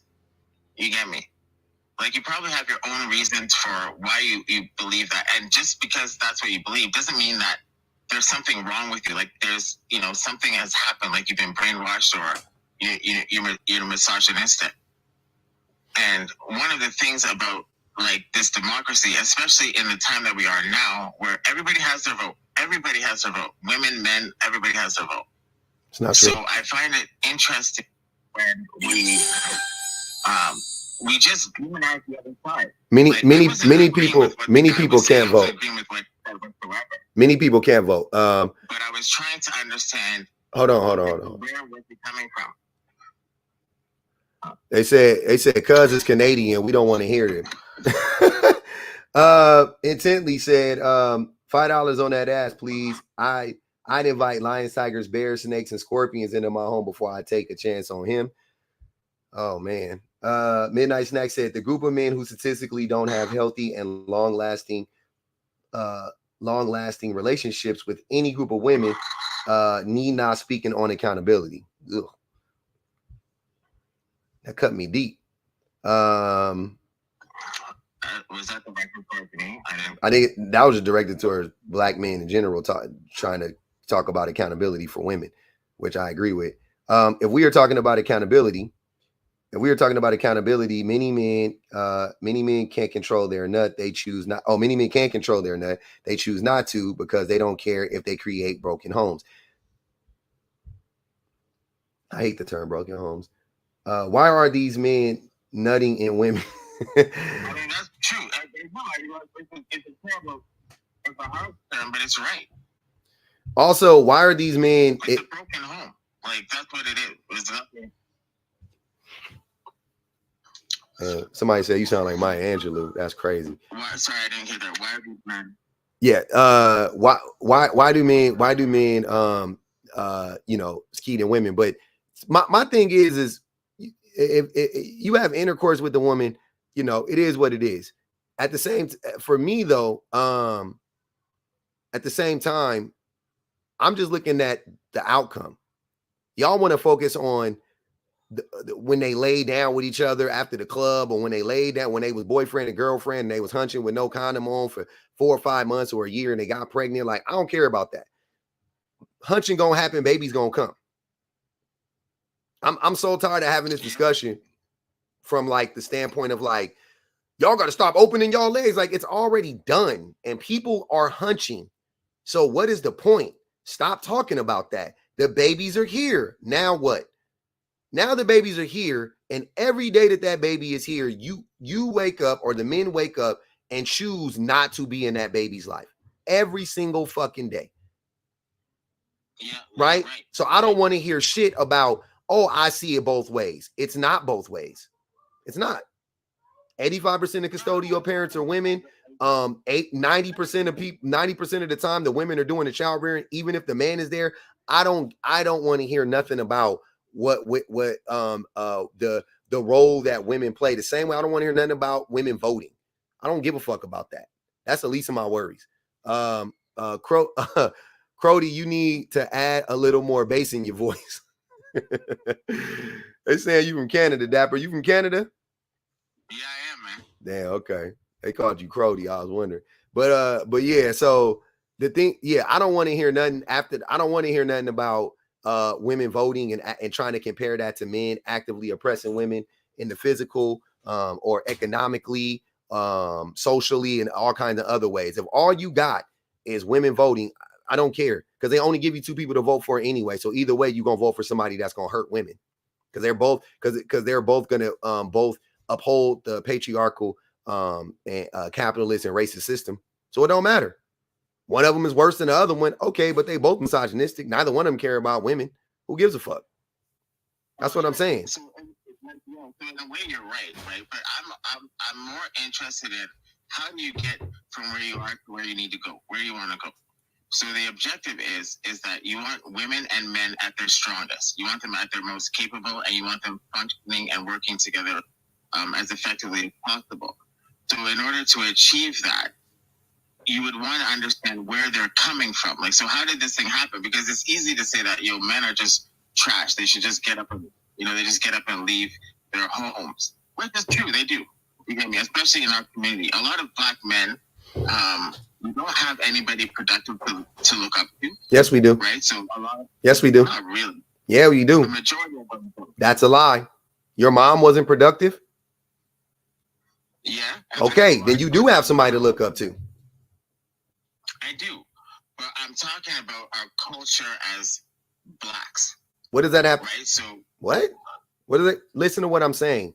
What you're trying to say is you're trying to make the excuse that, oh, boys don't got strong men in their lives. And I don't give a fuck about that. You do have somebody to look up to.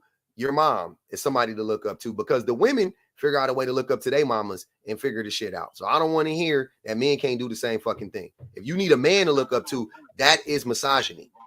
Then what are you saying? Now, so for instance, I'm a byproduct of my parents. I'm lucky. I had a good father, good mother. And I know how that impacted my life. I know how I walk around the earth and I see other people, like other, Black men, and some of the values that they came up with. And so to an extent, you're a product of your environment. So if we're going to collectively solve this problem, we have to look at it holistically. That's my point. So I don't think you're saying anything, though. Dapper, I'm talking about solving it on a holistic level. You're not. I'm talking about the root cause of what's going on. You're not. That's what I'm saying. I'm talking about the actual thing, the thing that is identified, like this is the thing that's fucking it up for us. I'm talking about it. You're not. I don't understand what you did is you identify what has happened. So like a guy walking up out of his house and leaving his kids. That's what happened. But no. The why behind that. I know the why. I've given the why 1,000,000 times. Brother, men, there are many reasons. It's not one reason. But if you had to attribute it to something, it would be the patriarchy. But how does it affect men, and how does it make men why does it make men abandon their kids? Often, in almost every case, when a man abandons the children, it is because he has lost access to the woman. And when that man loses access to the thing that he feels like was a possession of his, right? And he finds out that woman is not his possession, he gets mad, and to punish her, he abandons the children. That is, huh? Can you relate to that personally? What? Can you relate to that personally? Can I? No, I can't relate to that personally. Oh, have I seen it? Yeah, but can I relate to that thought process? No. Can you relate to that? Like, can you think of yourself like, okay, maybe my wife has done something, and I'm gonna get up and leave, and leave my kids and leave my wife? No, that's not what happens. What happens is the wife, he does something. The wife goes, "I'm done with you. Get out." And then he goes, "Oh, I'll teach you." And then he abandons the family. So that's something that, can you see yourself in that position? No, I can't see myself in that position. But most of the time when men abandon their kids, that is what happened. Also, I'll even go earlier for when the men are in the home with the kids, a reason why they don't contribute. The reason why they don't contribute to the reason why they don't contribute to helping out in the home. Lock the door. Lock the door. Lennox. Lock the door. The reason why they don't contribute to the home is because they say it's the woman's job, it's the woman's duty. Also, the patriarchy, aka misogyny, right? But can you relate to that? Yeah, absolutely. Right, so you can relate to that and be in your home and think, okay, this job is my wife's job, and this is what she's supposed to do. Or Yep, been there. Definitely had that thought process. 100%. One thing I find interesting is that this is like it's a relatively recent issue, right? Like, no, it's not. For some reason, we've always been able to get along as it's not male true. and female. That's not true. There's no need. This is ahistorical. Again, you guys say stuff that's just not true. It is not true. Men have been fathering and abandoning children since remembrance, since papyrus, since we was writing on fucking paper. Not in the way that it is today. Yeah, in the way like today. Yes. Like today. Yes, like today. Yes. God did it. God did it to Mary. Like, what are you talking about? It was God did it to Mary in the Bible. Oh man, yeah. Mary was a single baby mama, 14 years old. He impregnated a child. But anyways, let me read these two super chats real quick. But these the same dudes that expect vagina on the first date. They should advertise vasectomies on YouTube. Maybe during my lives specifically.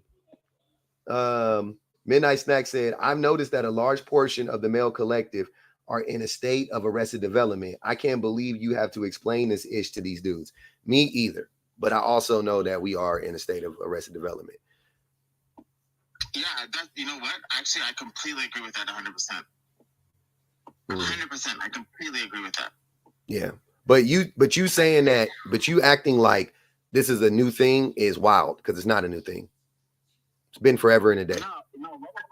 What I mean by I think like it's a new thing is like there's an inability of younger men and younger women to actually get along. There's always gonna I've been married for a long time. There's years I didn't like my wife. Years you don't like her, but that's not the reason you're there. Free that woman. Why would you not like your wife for years?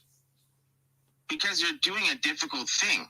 And put 10 on his head. Go ahead. You're doing a difficult thing. What's difficult? Being married? Yeah, you're doing a difficult thing. You're raising children. You're managing a home. You're managing finances. It's not easy.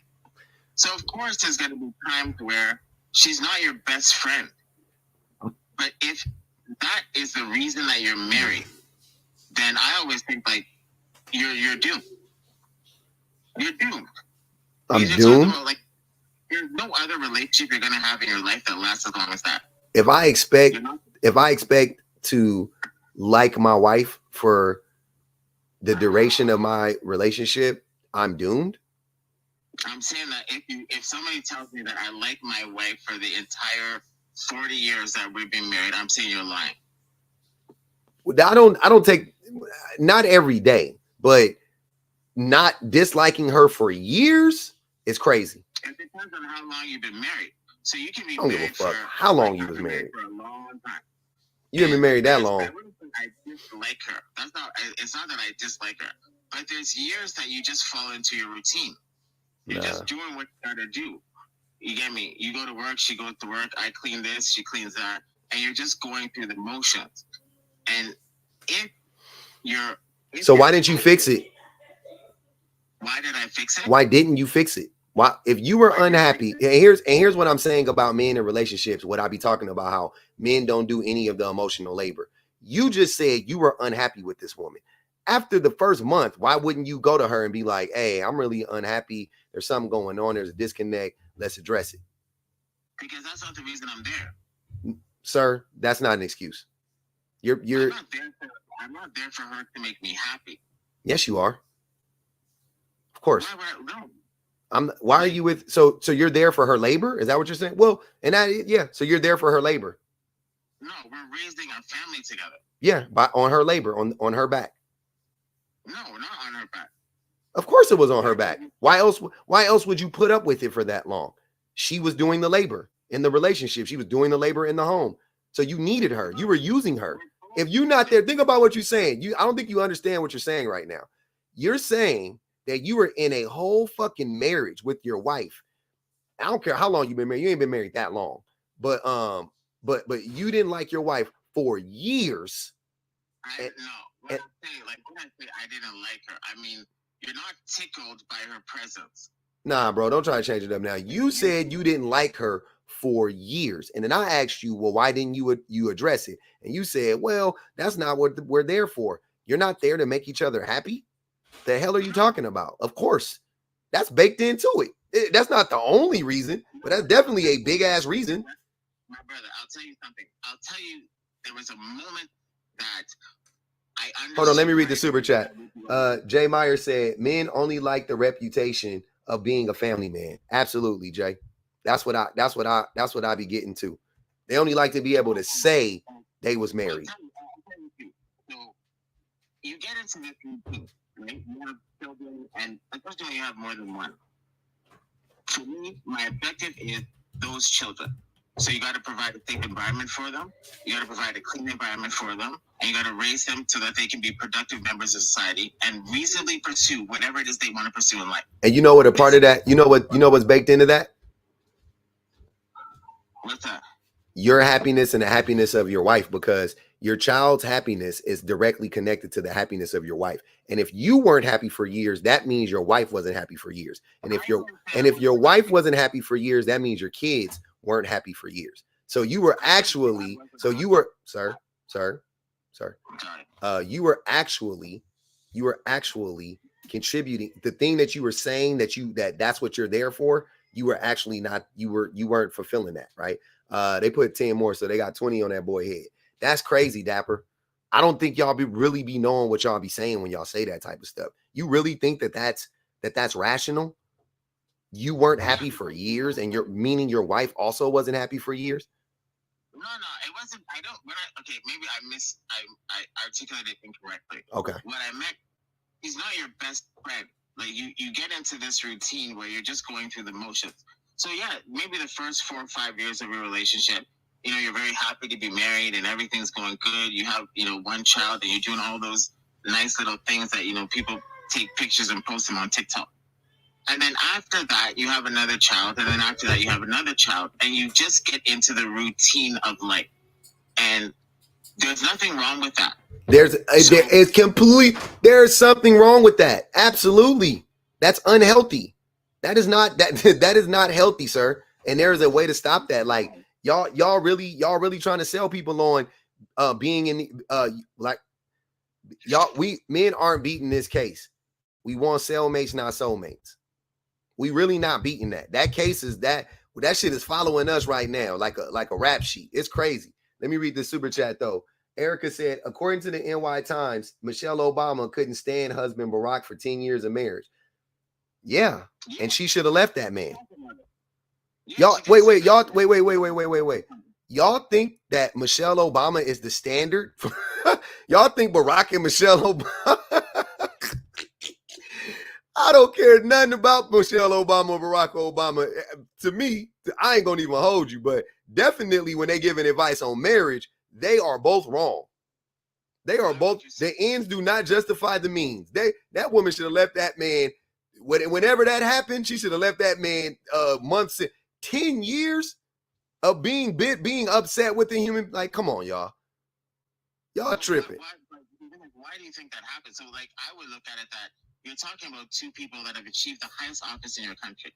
So you think that I judge, and here's what I be saying why you don't ever covet other people's relationships, because that woman said she hated her husband for 10 years, and I wouldn't trade that to be president for anything. I don't give a fuck. I'm not trading 10 years of misery so we can go to the White House. No. But no, it's not even like, forget the White House. It's that you've both been able to achieve what you set out to do. So, like, what I've always been trying to tell you that I find interesting is that you have no capability for adversity.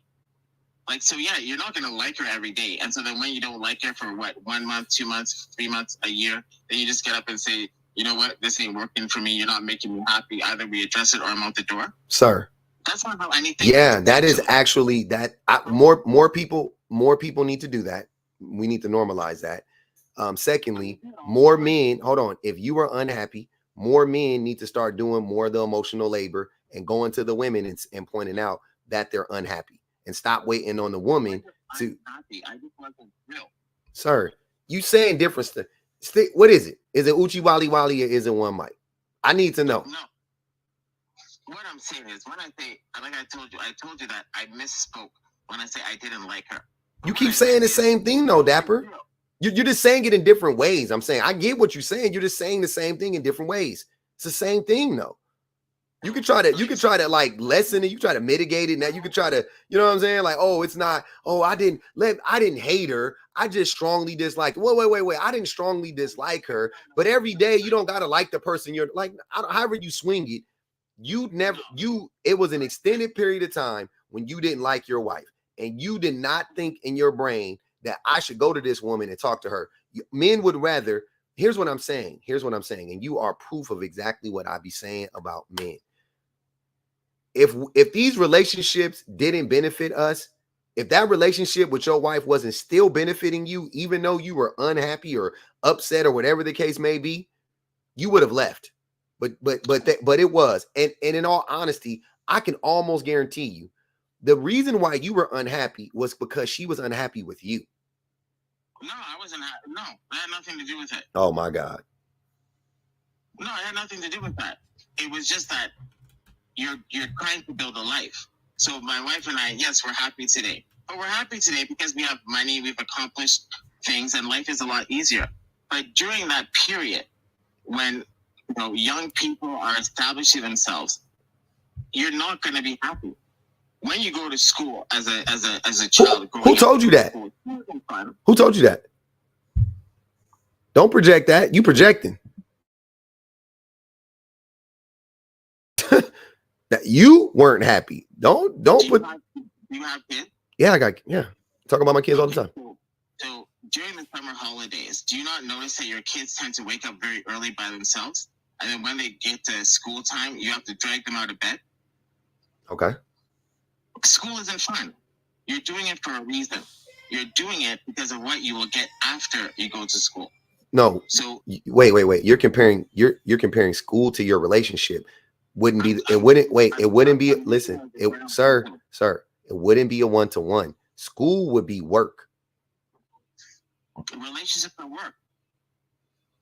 All right. Don't you think they're work? I think relationships are as hard as we make them, and by we I mean men. I think relationships are as hard as men make them. What do you think is the number one reason that relationships end up in divorce? Because men are incorrigible, and we cannot get along with women. We refuse to do it. That's not true. The reason that most men end up in divorce has to do with finances. That's the biggest stress on a man. No, it's not. It's not finances. Number one, if anything, it'll be infidelity. But even if you want to, like, I've had this discussion about finances, right? finances is a broad term. Finance is a broad term. You don't know what that means, though. You don't know, like, but you've been married. You say you're married for a long time. If you've ever struggled with finances, you know how that affects other parts of your relationship. You know, it's not like the money is the trigger, don't get me wrong, but the other shit, you know what I'm saying? Like, it's the other things too. It's like, damn, you broke and you not helping out around the house. You broke and your ass playing video games 19 hours a day. We broke and you're mean and you don't pay attention to me. Like, so yeah, you could say it's the money. At the end of the day, you could say it's the money, but it was really that other stuff, because trust me, you could be a nice, y'all can say whatever you want to say. I think a man can make a woman happy even if they're broke, right? And we know there's levels to broke, but just generally speaking, if that man is broke, I think that man can still make that woman happy. I do. I think that man could be a better husband than even a man who makes more money. And I'm not saying this that they have an advantage. I'm just saying if this man were to actually like put effort into the relationship, then I think that woman would be more content and more happy than the woman who is in a relationship with the man who makes more money, right? So it ain't money. That's not the thing. No, it's not. When they say that finances are the number one cause of divorce, it's not the amount of money you're talking about. It's probably the agreement as to how that money is managed. It's the communication and lack thereof. And who typically doesn't know how to communicate in a relationship? Men. Exactly. Yeah, that's usually what it comes down to. It's the communication. So those years, but when they put it on the paper, they say finances. Right. Those years that I was telling you about my wife. Mm-hmm. One thing is that she's my wife. So she actually took the time, put the work in to know that, okay, this is the man that I'm with. This is the type of man I'm with. So if he's quiet, he's a little bit distant, it has nothing to do with me. And so then she also steps up and says, all right, what do I do? Sometimes it's like, keep the children away from him because he's deep in thought. The same way that I can just wake up in the morning and just by the way this woman is sleeping in bed, I know full well, go grab the kids and I'm out the house. I'm like, we're going to go do something. But it takes time to get to that point. That's my thing, is that it's like everybody seems to want this ready-made perfect situation where it's like, nah, you have to get there. Bare minimum. So, the women, we just need bare minimum shit going on. I got to ask you this question. Dainty Doe, appreciate you. They said they want me to ask you, why did you dislike your wife for years? Because we were just doing our jobs. But that doesn't explain it. Yeah, like we were just doing our jobs, and was she neglecting you? Was that why? No, it had nothing to do with her. It had absolutely nothing to do with her. It doesn't make sense. So she's just my partner in this endeavor, and at this stage of the endeavor, things are difficult. So we're trying to build our finances. We're trying to pay off our first home, those type of things. And then we had 3 young children, and then 1 stepchild. And we're also trying to figure ourselves out because we're not related. It's not like this is a woman that I grew up with. This is some chick that you met on the street one day, and then you guys decided to take on this time. So you never liked her? I always liked her. She's always like, but I think the thing that I respect about her the most is the fact that we got there. So I wasn't always the perfect husband. She wasn't always the perfect wife. But because we were committed to this pursuit that, we're going to be good parents and we're going to give a good life to our children, it took the focus off of us. So about 12 years later, when everything seemed to be going smoothly and people would look at us and say, oh, you guys have this nice relationship, you guys are best friends or whatever, I just laugh because I'm like, you're looking at the end result.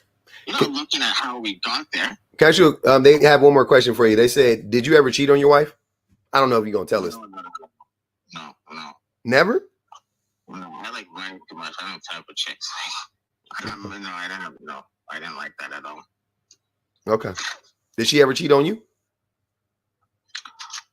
No, not really. I mean, not really. Yeah, I would say not really. I mean, there was times where she would look for validation in other places, right? So maybe she would, go to a certain restaurant or something where, other rich and powerful men are there, and it just makes her feel good. So she was like emotionally cheating on you. Yeah, that's what you guys would say. You would say it's emotionally cheating on me. Yeah, that's cheating for sure.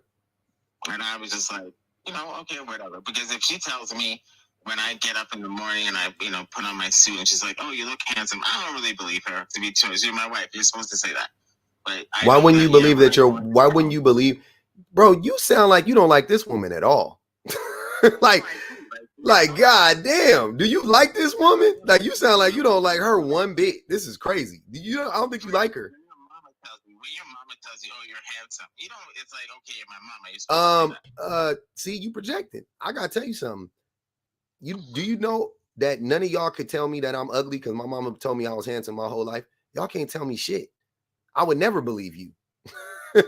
My mama told me I was handsome. Some of my earliest memories, my mama telling me I was handsome. I don't know what you're talking about. I believed her. Yeah. Your mama always going to give you, your mom's always going to trust you. She's not probably going to tell you the truth, right? And so, no, my mama told me the truth. Other people be lying. They got a reason to hate. My mama ain't got no reason to hate. My mama told me the truth. My mama told me the truth. Y'all be hating. That's how I look. I don't know what you're talking about. You ever heard a mama tell her son that you ugly? Some mamas be telling their babies they ugly. Some mamas do. But very few do. Don't get me wrong. Very few do. But nah, I don't know, bro. When my mama told me I was handsome, I believed her. I never I never for 1 second thought, man, she just telling me that because I'm her son. I was like, I'm that nigga. Like, I don't know what I ain't gonna even hold you. Somehow, because I knew that, you guys would come back and say that it's emotionally cheating. But for me, it's something that it wasn't something that was hidden. You understand? So sometimes, maybe I'd have to pick her up somewhere and I tell her to meet me at this restaurant. Because I know there's rich and powerful men there. And then I just leave her there for like 30, 40 minutes. You was helping her cheat. Yeah, because it makes her feel good. It makes her feel good, right? And so, hey, man. I know that when I tell her you're beautiful and, that thing I tell her. Hold on, man. You was helping your wife cheat on you? Come on, bro. You guys would call it emotional cheating. It is cheating. My wife would, my wife would smack I do some shit like that. I'm catching the eye jammy. I don't know what you're talking about. We up out of here. I'm about to paint on that one. Drop me off at a restaurant so these women could gawk at me. My wife gonna be like, get the rope. Like, what? If your wife knows that you ain't going nowhere, what's wrong with that? Say that again? If your wife knows you ain't going nowhere, what's wrong with that? That I need validation from random women? Definitely something wrong with that. Like, everybody needs validation. That's why we go out. I don't need no validation from nobody. See, you've been projecting this whole time, sir. You talking to the wrong person. I don't give a. I just told you, my mama already told me I was handsome, and I already think I'm fly. Like, I don't know. Y'all can say I'm not. Y'all can get on here. You know how many people done try to bag on me and roast me and shit like that? Have y'all seen me change? Is my look different? Have I started dressing? Now I'm the same nigga. I don't give a fuck what these people be saying. I'm me. I completely understand you. I understand you. But like, for me, I know that I'm somebody who gets to wear suits when I go to work. Okay. And I go out in the day. I can't lie to you. It feels good when you're around town and buying coffee. Maybe you're doing something. Just appreciate. Hey, your phone breaking up. Let me read this super chat though. And Tinley, I appreciate you. She said he chose his lifetime business partner. That was his best option at the time, and he grew to like her. It was damn near like an arranged marriage, huh? Damn near the way you talking about that lady, man. You done called her a chick. You done said we was, man. Because she's hot, right? Like the fact that she's my wife and she's my wife, and she's the mother of my children. That's not who she is. Those are just things that she does. But she's her own person. She was her own person before she met me. She was her own person when we got married. She's her own person after. So I don't have any business telling this woman, just because you're married to me and you're the mother of my child, what you should do and what you should pursue. Oh, absolutely. I got every right in the world. I don't know what you're talking about. What you talking about? I got every right. My wife, just like she got every right in the world to tell me what is you talking about. I got every right in the world to tell my wife, like, I don't like that. I don't want you to do that. If you do that, I'm not going to be happy. If I'm not happy, I'm probably going to leave. Like, what? I got every right. And she got every right in the world to tell me the shit that she don't like about me. And if it's within reason, I should, you know what I'm saying? I should be working on it. Period, point blank. I don't know what you're talking about. That's crazy. My wife could tell me. I'm lucky that none of those things have come up in my life. Like, none of those things. So it's what I'm talking about. What? You got cheated on. You ain't lucky. You unlucky. No, my wife never cheated on me. Like emotional cheating. My wife ain't ever emotionally cheated on me. She ain't never liked the nigga picture. She ain't never put hard eyes under it. My wife ain't never cheated on me. So that type of stuff, like you're talking about liking people's pictures and that social media stuff. No, that doesn't happen. But like, I don't care. Like, in my company, I have a lot of women that work for me, and when they come to the office and they're dealing with other executives from other companies and doing whatever they're gonna do, there's an element of flirtation that happens. It happens. It's just the way that the professional world works. So y'all like watching each other like flirt with other people and shit. No, it doesn't come up. I'm not there, right? Because I got my own job. I got my own thing to do. But I'm not going to pretend that when she gets up out of the house and, she's looking fine, that other people aren't going to find her attractive. And then when she's walking around town and people be, looking at her and maybe making statements, that she's got to, like, hold up her left hand and be like, I'm married. No, I know where she's coming from. I know where she's coming to. So, yeah, enjoy yourself, because you're a beautiful woman and you're an accomplished woman. You're a wife. You have 3 successful children. You have a stepdaughter that you've also been a successful mother to. You have a successful business. Hey, that's your daughter? The stepdaughter? Yeah, my first daughter, yeah. You had her. Oh, so you didn't have her when you was married. You had her outside of, before y'all got married, right? Yeah, my first marriage, yeah. Okay. And same thing. Like, when you wish the best for somebody outside of yourself, I find life to be a lot easier. But when it's like, how does this person relate to me in every step that they take? Yeah, I mean, you're gonna have a problem. Like, you're gonna have a problem. Because it's almost like impossible to reconcile. So why would I think that? Like, that's why I say so you're telling me that when you go to the barbershop, come out the barbershop and you're on your way home, and you get a little smile from, I don't know, like the store clerk or somebody says something nice to you, and you know full well that this person just thinks I'm attractive. Just because you don't act on it doesn't mean it doesn't feel good. I mean, that's cool, but I don't ask for that. I don't need that. That's the difference. That's what I'm saying. Like, I don't need that. I get it. Cool. I get complimented all the time, but I don't need it. Yeah. So that's what I'm saying. So what if your your spouse or your partner is just picking at every little thing that you're doing about that? Like, why are you wearing that?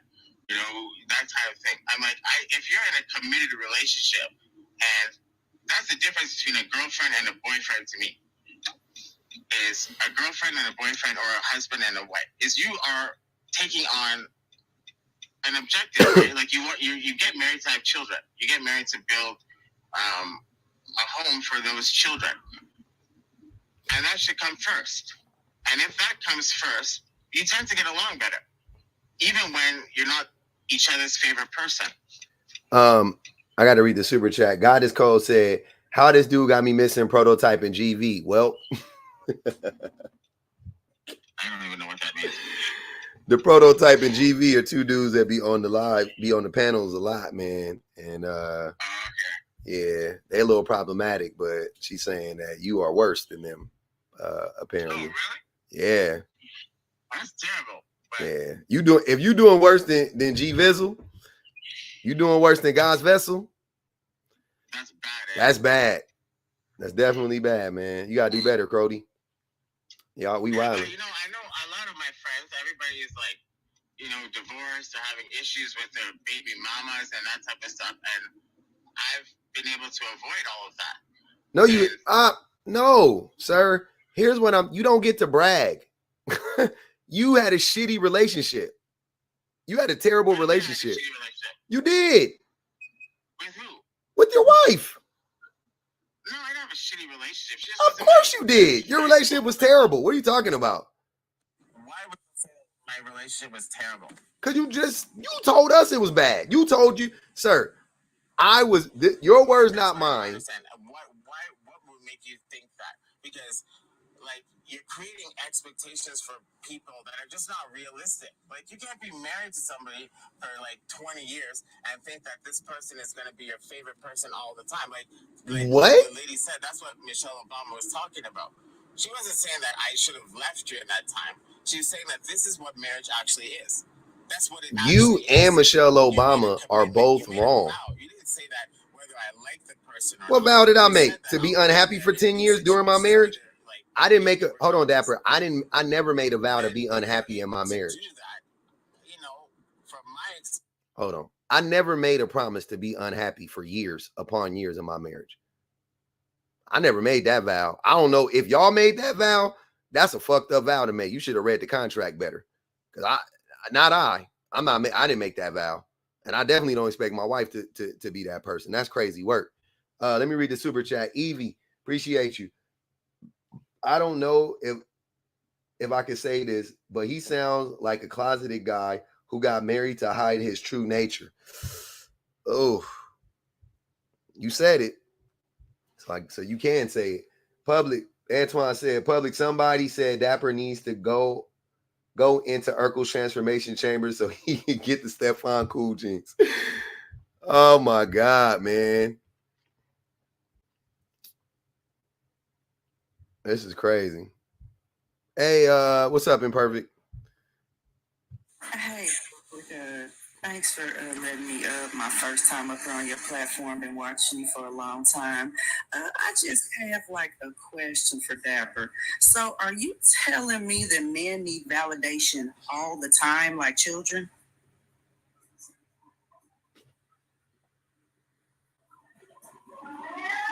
You gonna answer the question? He's muted.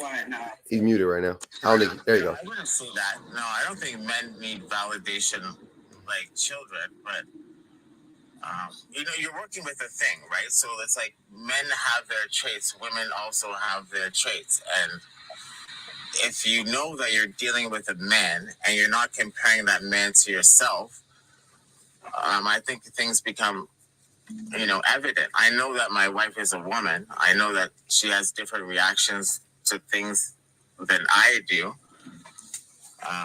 So, you know, you respect that and you don't, I think you just don't criticize it. This is the way she is. And it's not, I don't want her to suit me. That's the thing. Like, she's not there to suit me and to fulfill my every desire or, and I don't know, like that kind of Western idea. So Western? Yeah, I think it's a Western concept. Why do y'all the West is great? Y'all got to stop talking about the West like it's bad. The West is better than the East. If you gonna, here's what I'm saying. You got a lot of background noise. If the West is the society that says that women that's giving women more autonomy than the East, then the West is better than the East. If the West is the society where the West is saying you don't need to stay in a loveless marriage, you definitely should be in a marriage where you like your partner and your partner likes you and you reciprocate happiness and love and caring and tenderness and all that type of shit, then the West is better. Because that's what I hear when y'all say that. Like, oh, in the West, like being To be in a relationship where you love each other, I mean, you know, that's some Western stuff. Like, yeah, what the fuck? You got me rooting. Like, now I'm like, shit, but the Europeans might be right. If that's how you trying to sell it, that's diabolical. Like, what are you talking about? Like, absolutely, you should not be in a marriage or a relationship with a person that is not pouring into you. That's not like, what? Leave, bounce, get up out of here. Let me read these 2 super chats. T Fran, appreciate you. They clocked something. They said he hasn't said I was in love with her. He called her a chick though.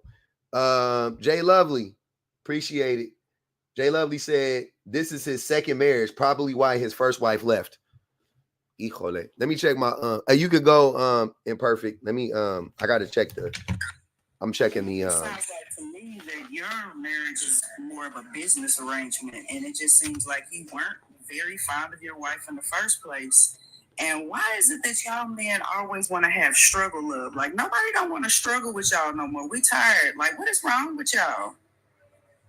Like, seriously, I'm getting so sick of this. All these men on this app, all they do is yap, yap, yap, and cry about this stuff. It's getting ridiculous. If you weren't happy, open your mouth and say something. That is nobody's fault but your own, not hers. I'm tired of y'all always blaming everything on women all the time, too. Open your mouth. You're grown. You're a grown man. If you weren't happy, say something. Address it. If it can't be addressed, then guess what? It's time to move on. It's no point in being in somewhere if you're miserable and unhappy. But for some reason, y'all like that, and they want to turn around and blame it on us. Like, I'm so sick of y'all on here. Like, oh, like, this is my first time up on public platform, and y'all done really drained all my energy.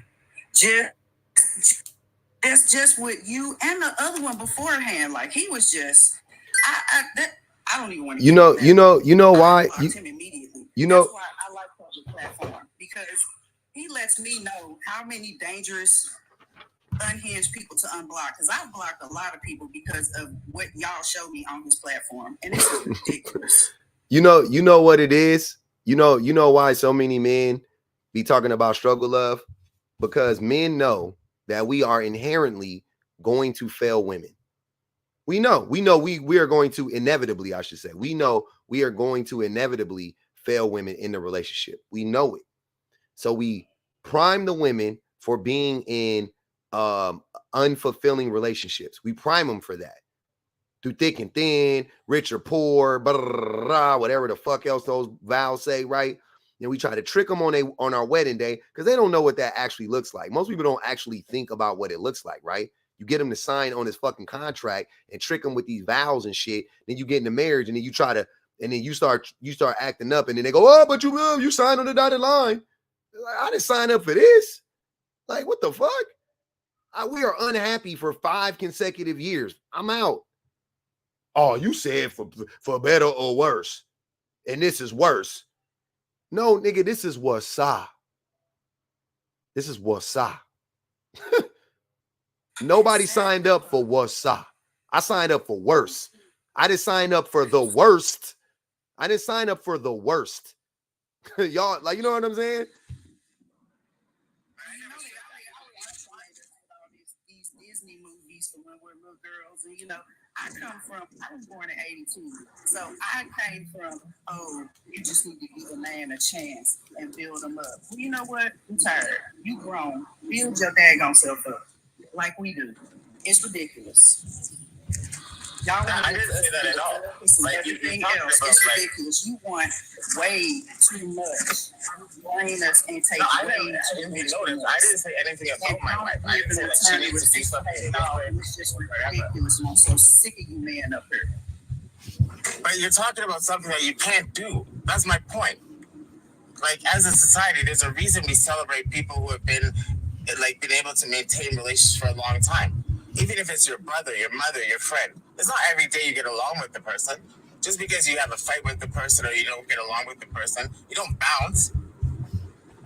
If they're toxic to me and they can't be loyal and good to me like I am to them, they getting cut loose, because I'm not going to sit here and let nobody drain me of my energy and my happiness and my peace. You can go be in the corner by yourself.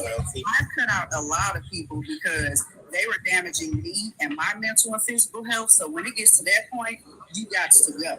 If you want to keep that stuff in your life, be fine. Unalive your own self in time. But me, I'm not going to let anybody drain my life force out of me. And that's what y'all like to do. You like to drain the life force out of people.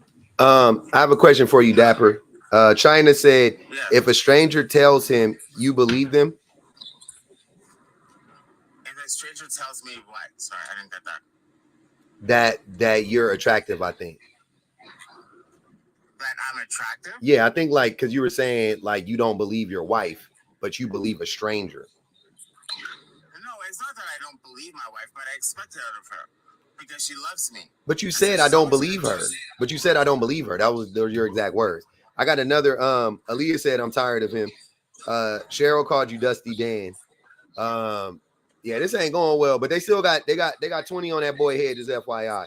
But go ahead, man. I'm listening to you. You saying a lot of, you saying one thing and then you going back and saying something different later. It's weird. I don't know what's going on. You got to say what you mean and mean what you say. What I'm saying is that, like, for instance, right now, we've done a lot of the heavy lifting.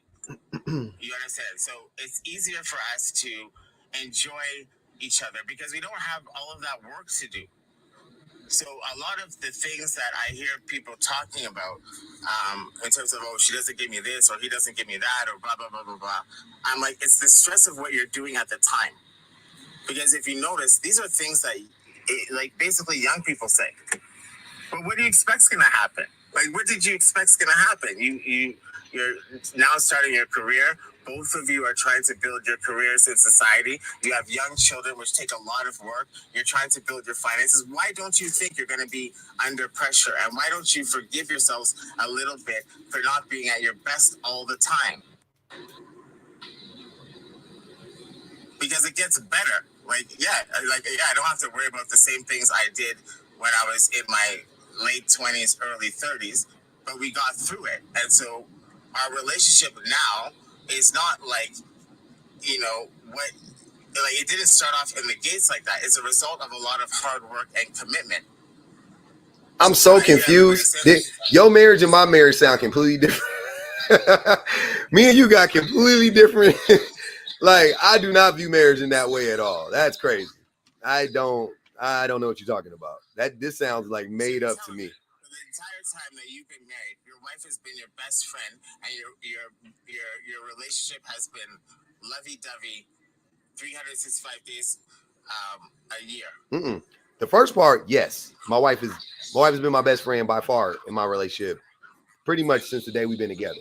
Secondly, no, it hasn't been lovey-dovey. Ask me why it hasn't been lovey-dovey, Dapper. Why hasn't it been lovey-dovey? Because of me. It could have been. I had to mute you up. You got a lot of background noise. Yeah, it could have been lovey-dovey. It should have been lovey-dovey. I made it hard.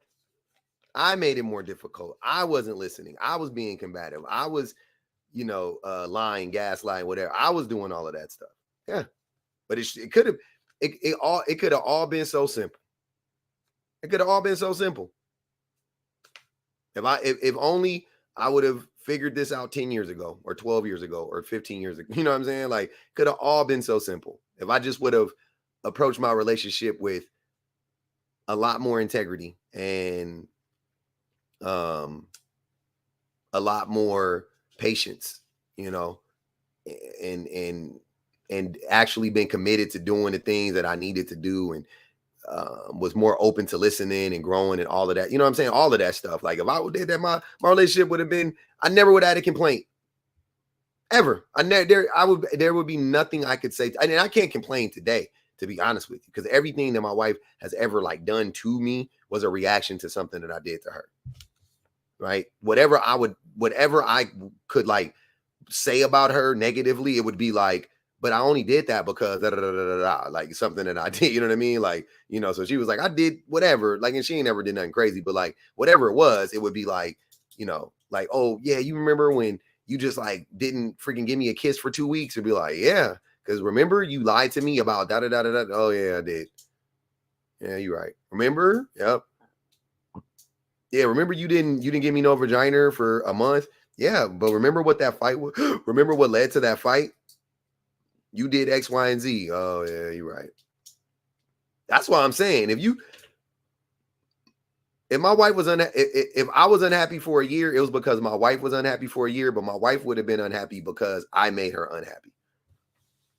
Because what would just make a person unhappy? That doesn't make any sense. And if it was like life was getting in the way, why wouldn't we just address that?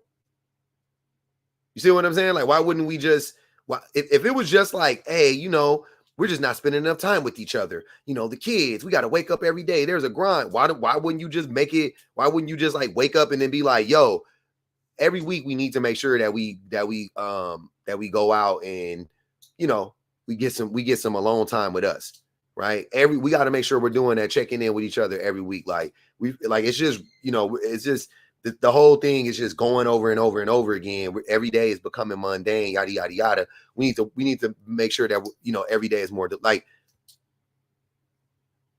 what the fuck? That's hard. That's so difficult. That's fucking easy. That sounds fun to me. Go ahead, Lux. I mean, Pub, we touched on most of it. It was just when Dapper specifically mentioned the things that were making his marriage hard, they all sounded like he was leaving out all of the things that you pretty much just described. Like, what is making the marriage hard? What is making taking care of the kids hard? It's always the one person's doing the labor, two people doing the labor and doing what they need to do. I promise you, Dapper, you're not having all them issues. Do you have some issues? Absolutely. Of course, people are, you know, no incidents. Miscommunications happen. Literally. Head bumps happen. No, nobody's saying that, but that ain't gonna make you not like a motherfucker for a year or 2 or 3. Literally, like, no. 12 years. No, that's crazy. Hell no. Like, that is nasty work. A lot of the things that y'all be describing when y'all be saying, oh, you know, my relationship didn't work because both parties, da da da da. And then when we come in and poke and prod, it's like, well, no, I actually wasn't doing the things. I wasn't paying attention. I was being abusive. I was doing all these other things. And it's like, ain't no need to lie about it. I think it's giving like, well, let me put the blame on both of us because it's a partnership. But it's like, yeah, but your partnership was never an equation of that. Like, it was never a part of the equation. But now that you've gone to the solutions together, it's, well, you know, A plus B equals C, but you was barely B in the equation. So you wasn't there. I clock a lot of it, but I just think it's really, really, the language that y'all use pretty much, the way that y'all describe things before we poke and prod really gives y'all away. It really, really does.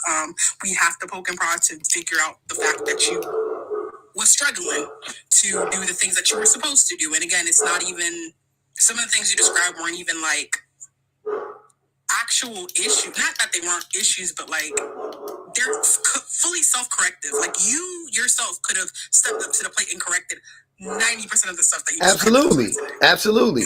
And then to write it off as, oh, that's just how it's supposed to be that is crazy to me. That's great. That doesn't make sense. That is not it. I'm trying to figure out. Here's what I'm saying. I didn't come from a 2-parent home. I didn't like, so yeah, like what the fuck? You didn't need, like, that's common sense. That's just, I just don't want it. Look, man, if anything else, I just don't want to be in that. Like, I don't want to be a part of that shit.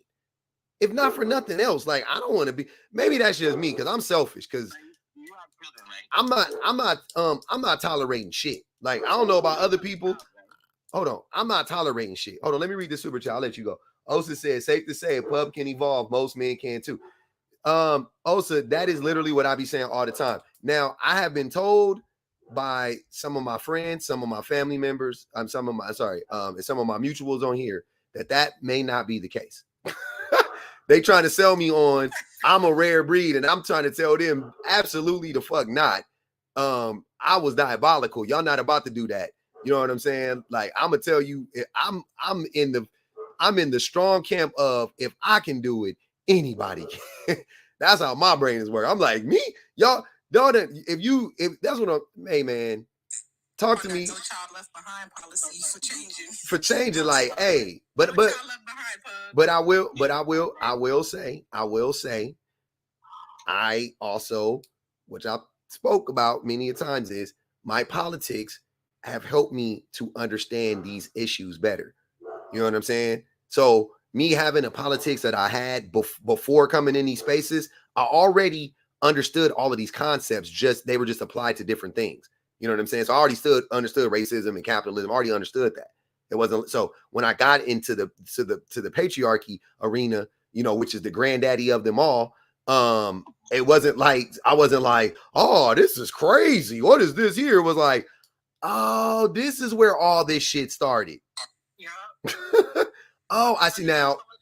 The first guy that came up here, it was very, very apparent that the reason he couldn't have those conversations was because of the political ideologies that he held. Like, you are not going to move past anything if the ideologies you hold politically, socially, whatever it may be, economically, are at a certain point. Like, you just cannot see things in a community manner. You can't see things out of a put yourself beside your up by your bootstraps manner. You can't see anything besides, oh, I did it and I worked hard, so everyone else just you all can do it. Yeah, you can't view things that way. Come into these spaces and think you're going to understand the conversation. You've already locked yourself out. Yeah, a lot of y'all got to get y'all cripping right. A lot of y'all cripping ain't. You know what I'm saying? Y'all got to go work on y'all cripping, because y'all shit be off. Y'all like up the live. Let's get to 200K. Send them gifts. Let's try to get Pub to what is it? I'm trying to get to A3, but I need the gifts for the to get on the leaderboard. I've been on the leaderboard. I've been like top 100 on there this whole time, and I'm in fucking the craziest one. I'm in the hardest one to be in. So I'm doing good. We doing good. I appreciate the help, y'all. Definitely. Let's keep liking up the live. Screen, y'all. And then if you keep sending the gift goals, y'all, the donuts and the other stuff Pup sends, it gives him diamond fragments. The diamond fragments get him up on the leaderboard. So keep interacting with the live gifts. When you see the live gift like a banner show up on the bottom, send one or two of those things. Send as many as you can. Try to keep the live up. Let's get to 200K. It's about 400 of y'all. Shout out to the YouTube peeps. Y'all already know. Yeah, Pub, y'all got it. Hi, Shawnee. That's my friend, guys. That's my friend, Shawnee. Bye. I'm gonna drop now. All right. Thank you, Lux. What up, Shawnee? Go ahead. Oh, sorry. Let Dapper go. He was trying to say something before. Go ahead, Dapper. No, I was asking. I was like, when you have children, right? So you go to work, you come back, and then you have to prepare dinner together, and then maybe you have a young child, so then you got to rock this baby, you know, to sleep. Yeah. And by the time you're done, talking about being a parent, about a 16, 17-hour day. Mm-hmm.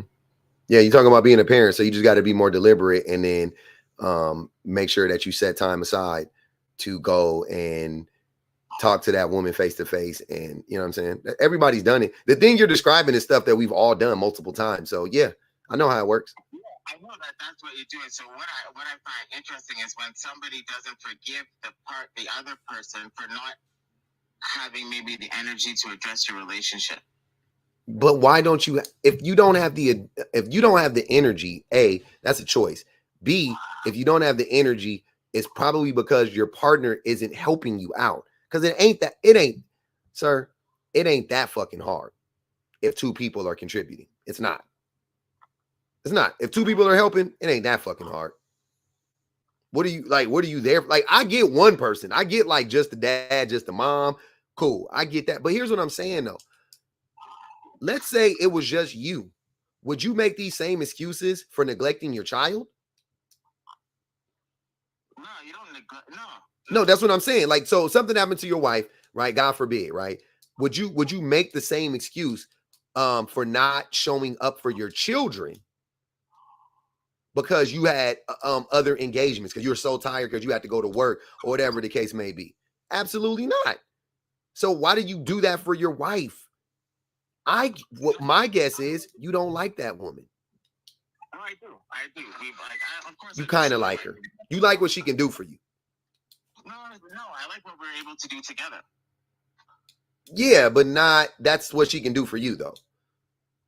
No, it's what we can do together. So we, like, for instance, the situation that you're talking about, we both get to bed, and she might look at me or I look at her, and it's like, yeah, you don't need to be addressed at this moment. Like, you just need to chill.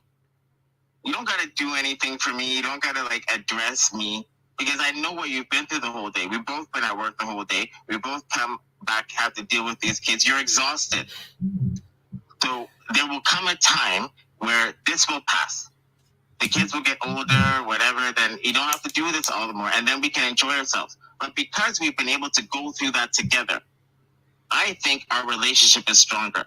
So it's like, what I hear is that there's no ability to handle trouble. Like as soon as the person is not able to address you for whatever reason. You think that I don't know how to handle adversity? You think me and my wife didn't handle adversity in our relationship? You did. Okay. And we did it without being mad at each other for years.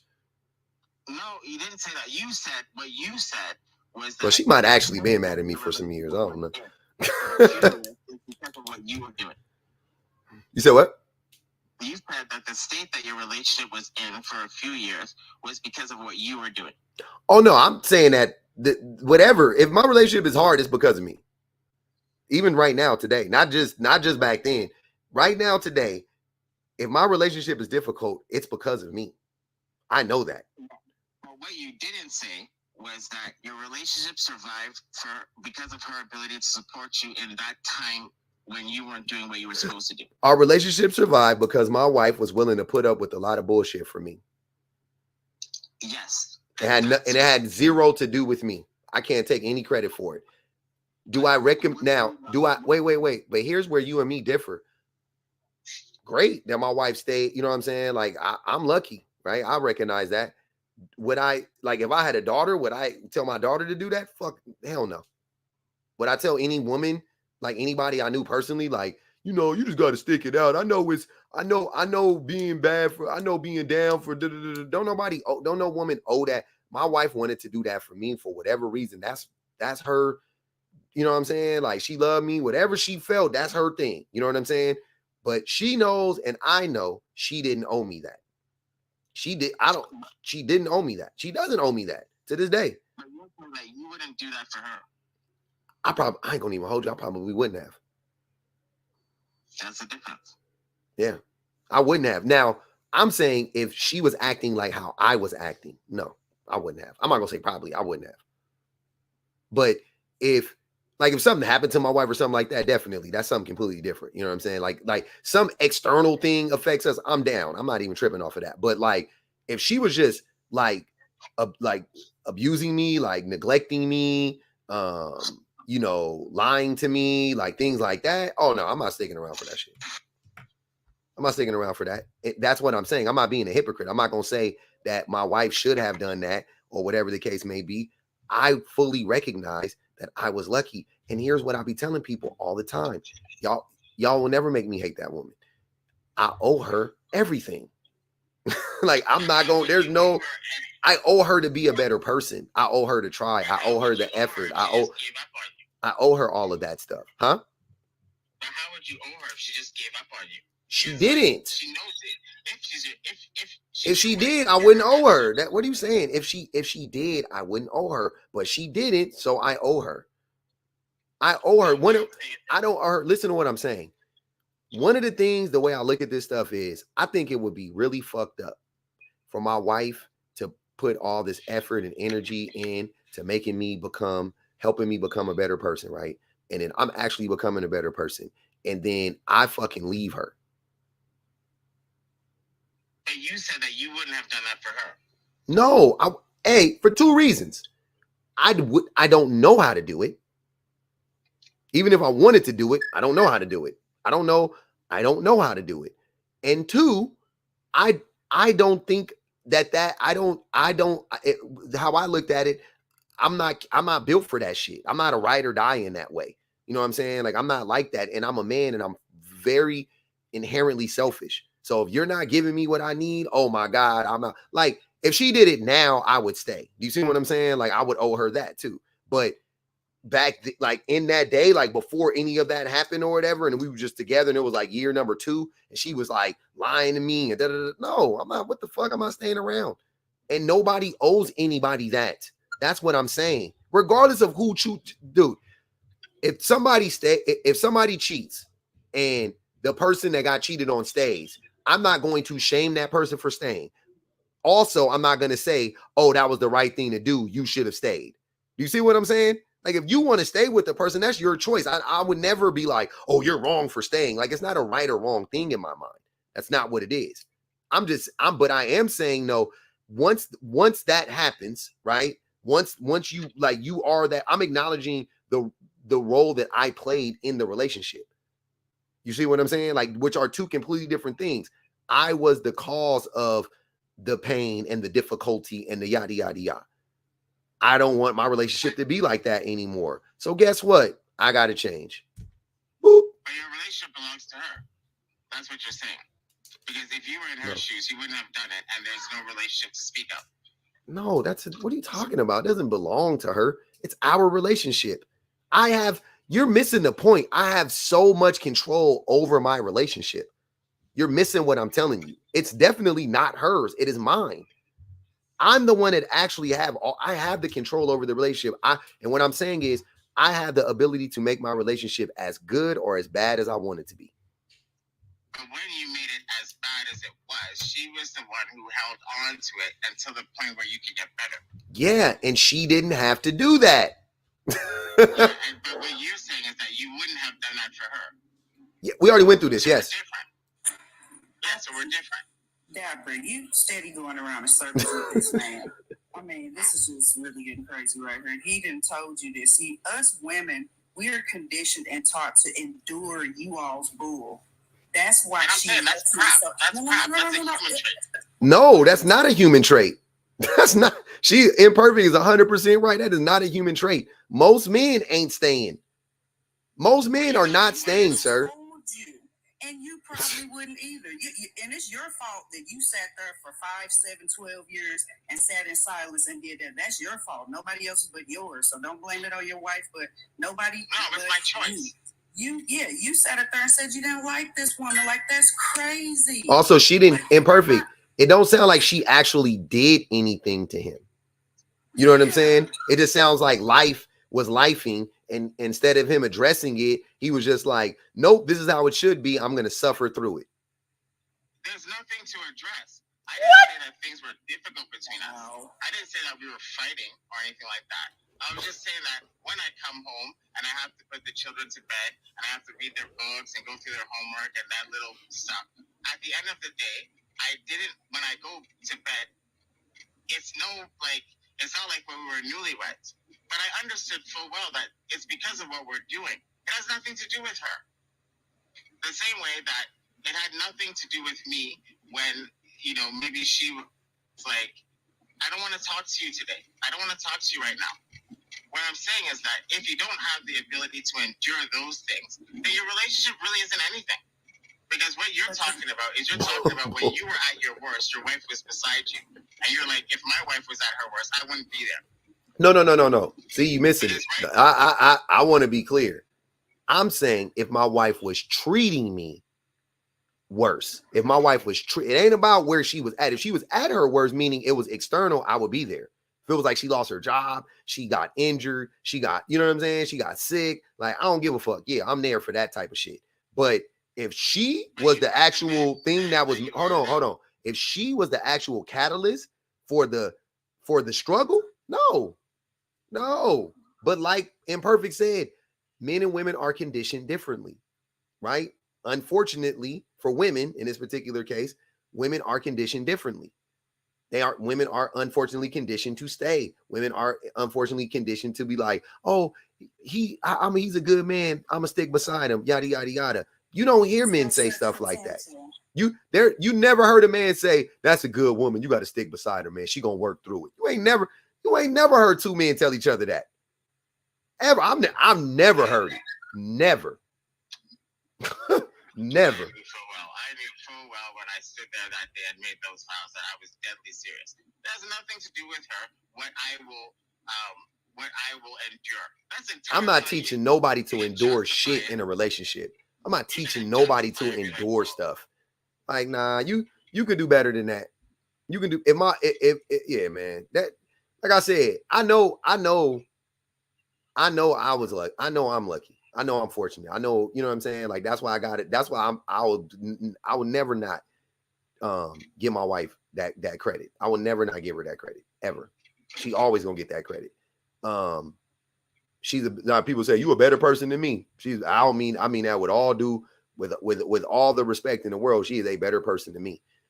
And she saw something in me I didn't see, and she was like, I'm gonna stick it out with him and I'm gonna help him get better. And she is helping me to get better. So I owe her all of that stuff. No doubt about it. I owe her to be better. And that is a big reason why I'm trying to be better. Criticizing me for the same thing. No, I'm not. That wasn't in the case of what she was doing. Dapper. My wife. My wife. Hold on. I want to separate two things. My wife also didn't fucking stay silent for 12 years. My wife was, sir, excuse me, sir. I need pay attention. You're fucking up. Oh, really? Yeah, you fucking up. I need you to do X, Y, and Z. Okay, let me work on that. Okay, cool. I'll be working on it, thinking I'm doing good. Nah, that ain't it. It's you. You're doing better. You're doing a little bit better, but I still need more about it. Oh, okay, I could do a little bit. Now you done reverted back to how you used to be. I need for you to get that shit. Like, my wife was not quiet at all. She was fighting. She was advocating for herself. She was, course correcting, whatever she needed. She was doing that shit. So it wasn't like she was just sitting back suffering, and then one day the kids are grown. She was just hoping one day for the kids to be grown and we was going to get over it, because that don't make no fucking sense, because that's not how it works. That's not how it works. That's why I don't believe you, by the way. It's not how it works. Like, it wasn't just your kids. What are you talking about? That's not how it works. There's a divide there. Like what do you mean? It's not just, I'm talking at that stage of life. At that stage of life, like between your 20s, when you graduate university and you get your first career, you get married, you buy a house, you have children. It is one of the most difficult times in your life. That's just a fact. When you get to your 40s, you paid off most of your house, your children are on autopilot because they're, graduating high school, going to university. It's a lot easier. On top of that, you have a lot more practice at it. Nah. So it's like when people think about, how did you guys reconnect after being disconnected for 12 years? No, I didn't say it was 12 years. Oh. I said it was after 12 years that we had settled all of our life things. How did you settle them? How did you settle them? How did we settle it? Yeah, what are you talking about? Life things. What do you mean? I'm talking about, like, you've got the heavy lifting out of the way. So the children are grown. Like, when you become a parent for the first time, you don't know what you're doing. You're both under a lot of stress. Because you're up half the night. You're both trying to maintain your jobs, which are not even, like, big jobs because you just started your life.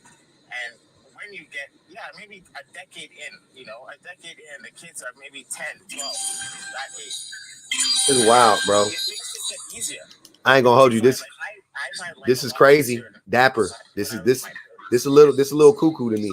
But let me read this cash out. Miss Chrissy baby said, when you're exhausted, you want to fall in the arms of someone you love. If it's a chore to enjoy time, you don't like her. Facts. Well said. Well said. Well said. All right. Go ahead, Shawnee. Point out, if men truly believe they don't owe women anything, then y'all need to get rid of that expectation that we're supposed to come in your life and help improve your life and do all these things on your behalf at the expense of expecting a woman to put her life on hold to elevate your life. That's how I see it. If that's what y'all truly believe, then y'all need to stop pushing this, like, woe is me, like, oh, women need to build with me, all this other stuff. Y'all need to stop telling women that, because if you're capable of building the life that you want for yourself, you go ahead and do it already. You wouldn't be having this expectation for women to come in and do all this labor on your behalf. Like, it kind of reminds me of, traditional men that try to position themselves as, like, traditional men, but then they turn around and contradict themselves when they talk about oh, if I were to like divorce my wife, then I don't want to, I don't want to pay alimony, I don't want to pay spouse support, I don't want to pay child support, I don't want to pay anything. But you had this expectation for this woman to be in your home to do unpaid labor, because let's be really honest, most women that stay at home, they're not getting paid. But you had this expectation for this woman to come in your home, do unpaid labor, take care of your kids, and then when you divorce her, you sitting here talking about, I don't owe her anything. Like, y'all are actually proving a point on why alimony exists in the first place, because the government pretty much didn't want to step in back in the day to subsidize your like ex-wife's pretty much like subsidize her lifestyle. Like she wasn't able to work, and the government didn't want to. Basically, I see it as like the government didn't want to pay no money, so they were like, "Well, y'all are gonna the men, y'all are marrying these women, y'all are gonna start paying them and compensating them for their labor." Let me read this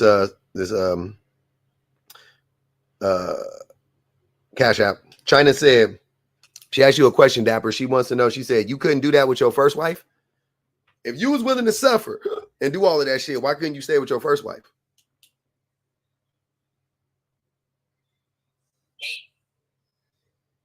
I think that's fair. Dapper.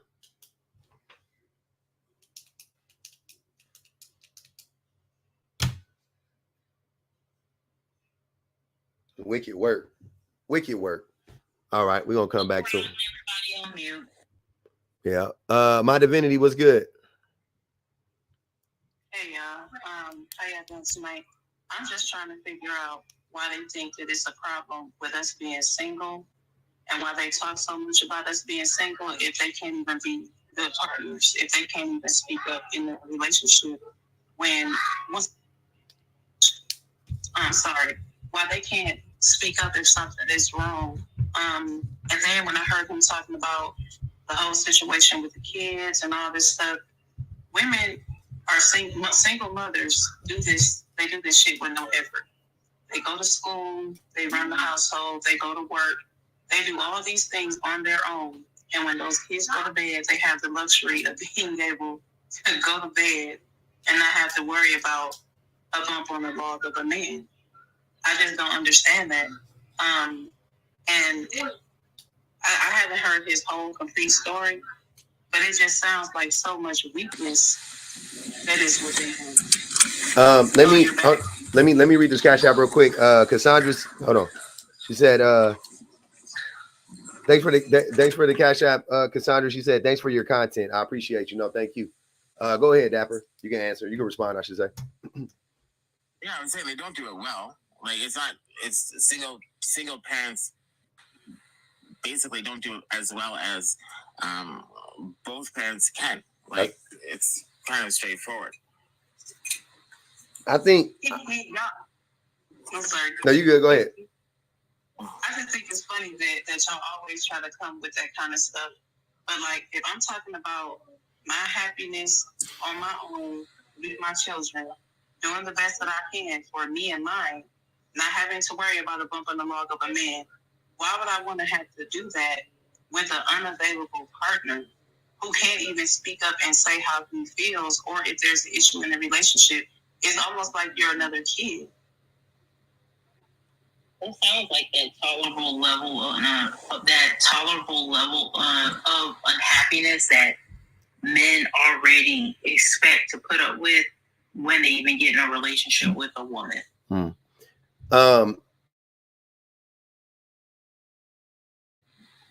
That is 100% true. The expectations are like super duper low. That's what I was saying, Shani. I feel like men just be on some like, oh, it's gonna be fucked up anyway. But it be from us. That'd be the, you know what I'm saying? Like, it don't be like the woman is gonna make you unhappy. The woman just gonna clock your shit, and you ain't gonna want to change, and that's gonna make you unhappy. But like, she's not gonna make you unhappy. Ain't like she gonna be out here doing shit that you be like, man, I don't like that.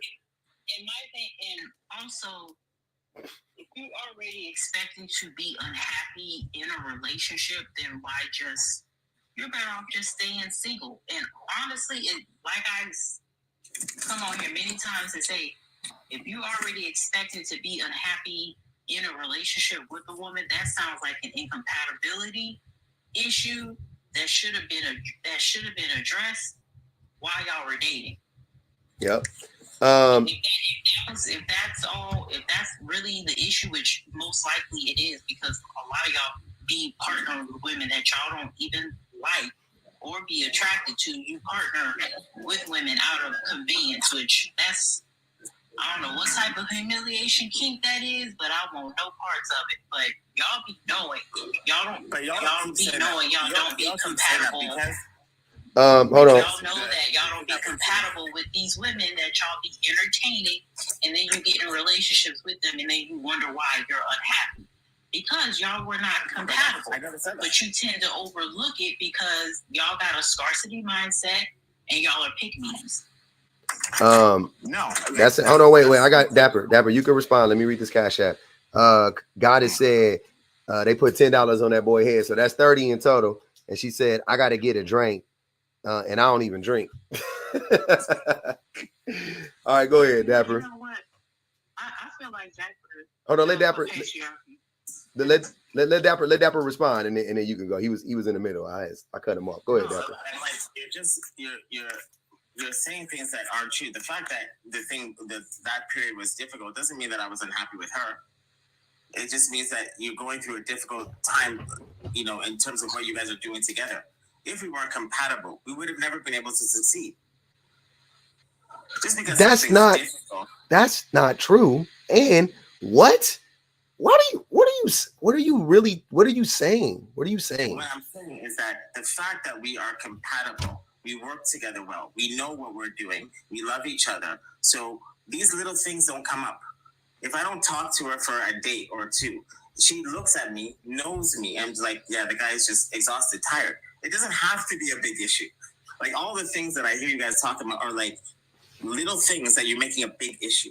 Being unhappy for years is a big issue, bro. Sir, I'm sorry. You said that. You said it. I didn't make it up. Let me read this super chat. The brat said Dapper should change his name to Yapper. Go ahead. Go ahead, my divinity.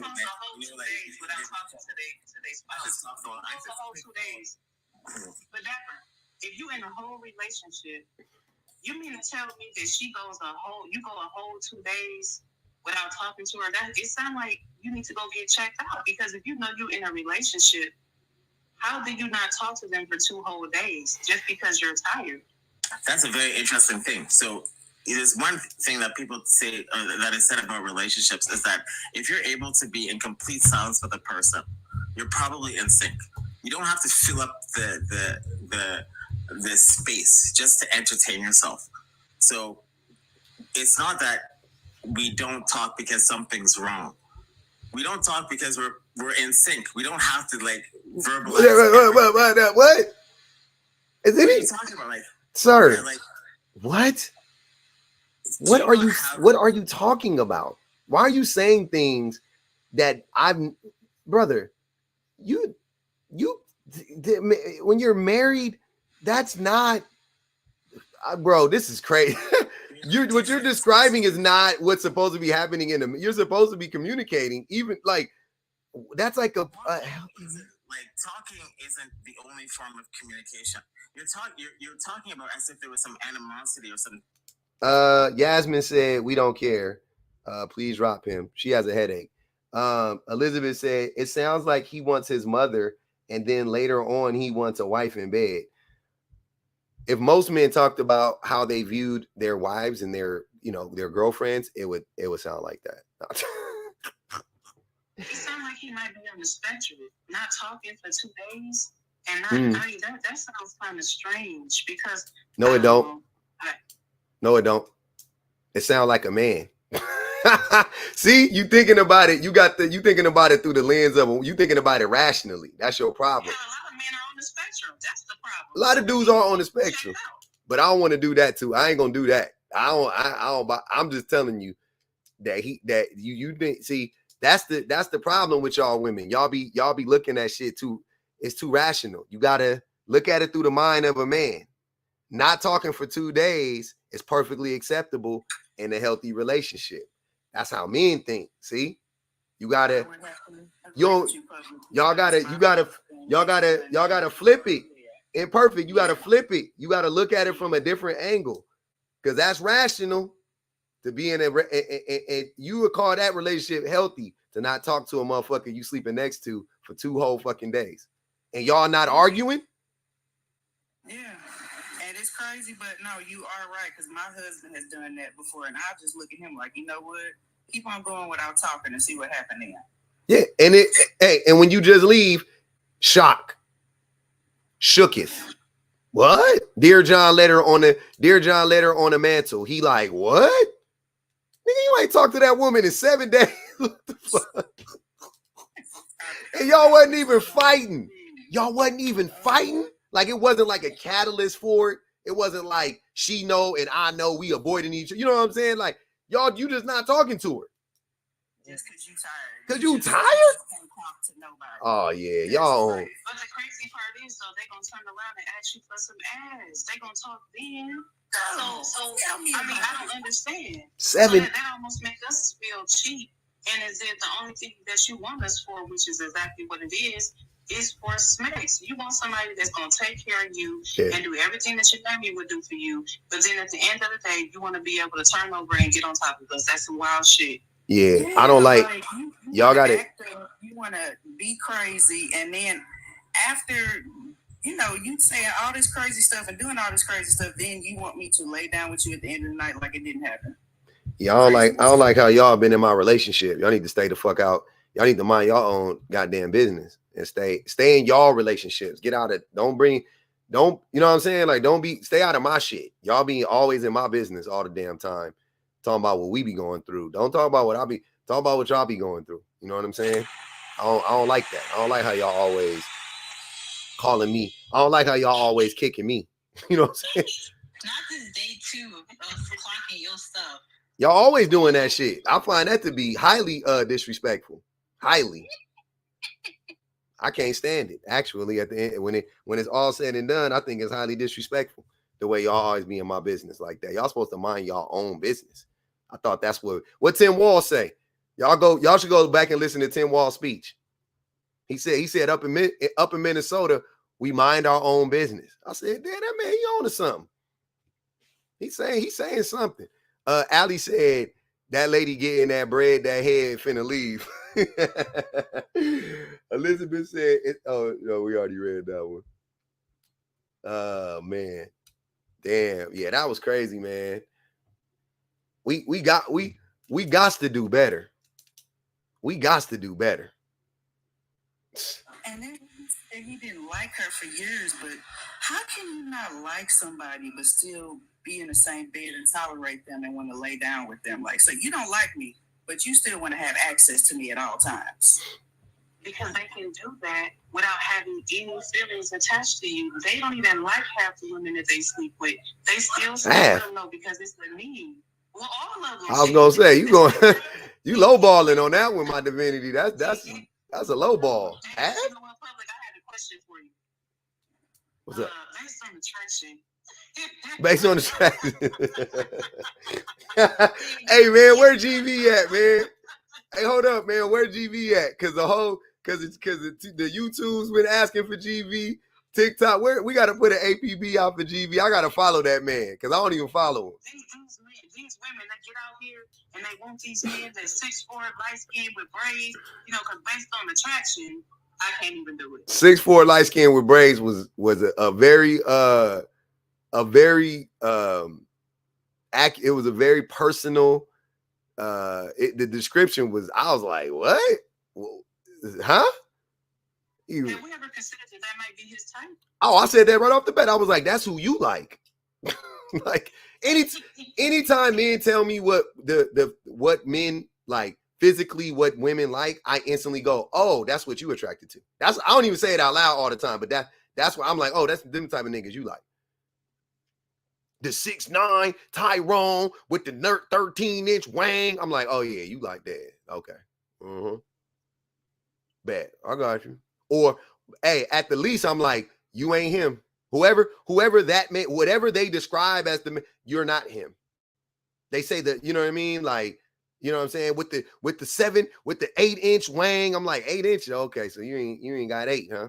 Mm-hmm. Clock it. I'll be putting all the pieces together. Go ahead. Hold on. Let me read these super chats real quick. Tonight just said, if you don't want me, then don't talk to me. Go ahead and free yourself. Hey, I'm about to listen to that shit tonight. Elizabeth said, men only look at us for the fact that our bodies is the main objective. Anything other than that, they expect us to be slaves. Cold game like cocaine. I ain't gonna hold you, but it's the truth. Go ahead, my divinity. I'm just gonna go through this real quick. I'm gonna go ahead and lay down. But the dog's back there, dog. Okay. Men owe women everything. Women don't owe men shit. Okay. Now I feel like with the amount of deficiencies and inadequacies that men have, and they expect to be in relationships, knowing full well that they have these issues, expecting women to put up with all of the shit. I'm trying to stop cussing. With all of the things that they have to put up with, I don't understand how they feel like we owe them anything, especially on a collective level, with the mistreatment and the abuse and the non-orgasmic sex. You know, I just feel like they're the only ones who are getting something out of it. So, you know, just for, you know, quick explanation purposes, the amount of abuse that women have to deal with, I don't think that women owe men anything. And I love how it's always the women too, and women do this and women do that. I get it, because there are some terrible women out there.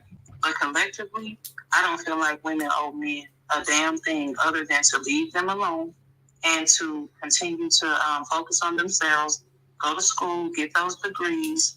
I hope that women even stop having these many children with them as they have been, because they're not even good fathers for the most part. Even when they're in the home, they can become issues. And, you know, they want to pump themselves up because of what patriarchy told them, that they're just so important. But at the end of the day, baby, patriarchy lied to y'all. And that's the one thing that I don't think that men see. Y'all are victims in this thing as well as we are. And I think that that's very sad, because they've been pumped up to think that they are the head and they're right under God. But then when you look at all the scholarly evidence, these men come out 4 to 6 weeks behind the newborn girl. How can you catch up to that? So that's all I really wanted to say. They definitely owe us. We don't owe them anything but to just keep it moving. Don't even smile at them, because you can't even smile at men without them thinking that, oh, she must want me. No, sir, we're trying to be nice because we're scared. Yeah. Or just because you're human and it's okay to be nice to people that's in your proximity. You know what I'm saying? Like, it's okay to smile. People smile at me all the time. Whoever, men or women, I don't be like, oh, he wants something. Oh, she's trying to, like, we just smile and nod and, you know, whatever, do one of those. And where I'm from, you smile at a man, he thinking you want his number, he thinking you want to go on a date with him. It don't work like that. I'm from Milwaukee, Wisconsin. It does not work like that. I have women walk up to me and be like, you look really nice and stuff like that. I don't be like, oh, she wants me. Like, get the fuck out. Some people just like the way you look. But I appreciate you coming up, my divinity. I was gonna say some more announcements really quick. It restricted me. Hold on. It restricted me. Oh, it got me back. Let me read this. I want to read this real quick. Ray Riz said, damn, black women don't like men at all. That's what he got from this conversation. Just so y'all know, that's what the men's is thinking. Don't ask me how we got there. I wouldn't be able to tell you, but that's where we got to. Somebody responded and said, black men don't like us either. That's more the truth. I've never seen any indication that black women don't like black men. It is abundantly clear that black men don't like black women. Do we want to control black women? Yeah. Do we want to use black women? Absolutely. But do we like black women? Not getting those vibes. It's not for everyone said these males in the errors with women pay us money. Am I pronouncing that right? I got you. In the arrears. Oh, these males in the arrears with women pay us money. I guess that's the reparations, but that's just a part of it. Paying your arrears. Sorry. Go ahead, Shawnee. I was reading her word all wrong. I'm assuming we coming to a close, so let's try to get to 200K likes, and we will be doing the decompression live. We were supposed to start it back again last night, but I went live after. That was my fault. Yeah, we were supposed to start it back again, but then I ended up being in Jeff's live until like 2 a.m. So that too. So we will be back in Discord. Same format, sub only panel. Y'all can come in and talk, and we can chat about today's topic if you didn't get a chance to like speak today. So if you need the link to Discord, you can send me a DM and I will get it to you like I always do. And I will start it up probably like maybe 20 minutes after public ends the live. So yeah. Bet. Appreciate you. Thanks, Shawnee. Thanks, Imperfect. Let me read this super chat. Elizabeth said, see, men now are complaining because now they have to be likable. Now they have to be actually worth something to get our attention. And now they mad. That's the formula. That's the algorithm.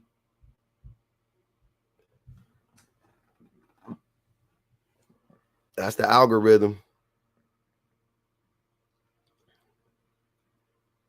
Yeah, let's get to 200,000, man.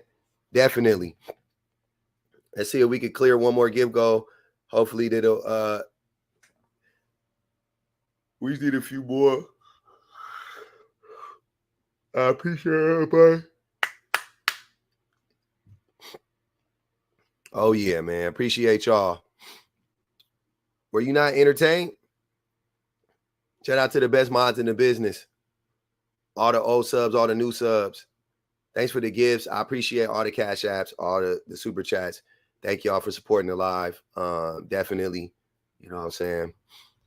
We in that thing. Definitely like, share, subscribe. If you haven't already, everybody on the YouTubes, everybody in over here on TikTok, definitely go find Public Offender 100. It's sniffle season. Yeah, that's what a lot of people getting sick. Their kids going back. Support your local unemployed overseers union. What's that? I would not be supporting that. I don't even know what that is. I don't like the way it sounds like. Rose, why are you always concerned with my water intake? You don't know what's going on over here. I drank enough water. You don't want me drinking water, I'll be peeing. All show. Wicked work. So, yeah, we got diverted, but we finished up strong. Men owe women everything. The men's got to know. The men's got to know. We owe women everything. Yeah, a couple dudes came up. Can't leave your people, can you? Can't leave my people. Who's my people? Yeah. We didn't really get an answer to why we should not. What do women owe men? I don't think women owe men. Nah, Kay wasn't in tonight. Kay not feeling well. Y'all saying some y'all prayers up and all that stuff, whatever y'all be doing. Do a little witchcraft for her. She under the weather. But yeah, I didn't hear a reason as to why what women owe men. I'm still waiting on it. Maybe y'all could we never get to the bottom of it, Yasmin. It's a bottomless pit. But yeah, appreciate y'all on the YouTubes, man. Thanks for the new members. Shout out everybody that super chat missed out for everyone. God is cold. The Brats, Charm Smith, Lisa, appreciate the new member. Intently appreciate you, Kimberly, Charm, Osa, Tawana, Basketball G, Talisha, Keita, Charm, Midnight Snack, Jay Meyer, Brooke, Tam, Erica, Alexander. Oh, I missed this, Alexander. What's good, my man? Dainty, Goddess, Evie, Antoine, T. Fran, Jay Lovely, Miss Chrissy, Elizabeth, Yasmin, to Nigel. Appreciate y'all. Really do, man. Really do. So we back tomorrow, man. Tomorrow's Friday. I know some of y'all gonna be happy. Some of y'all might not be. I didn't really care for Fridays when I used to have to go to work on my Monday used to be Friday, so it was whack. But yeah, we back on tomorrow. Appreciate it.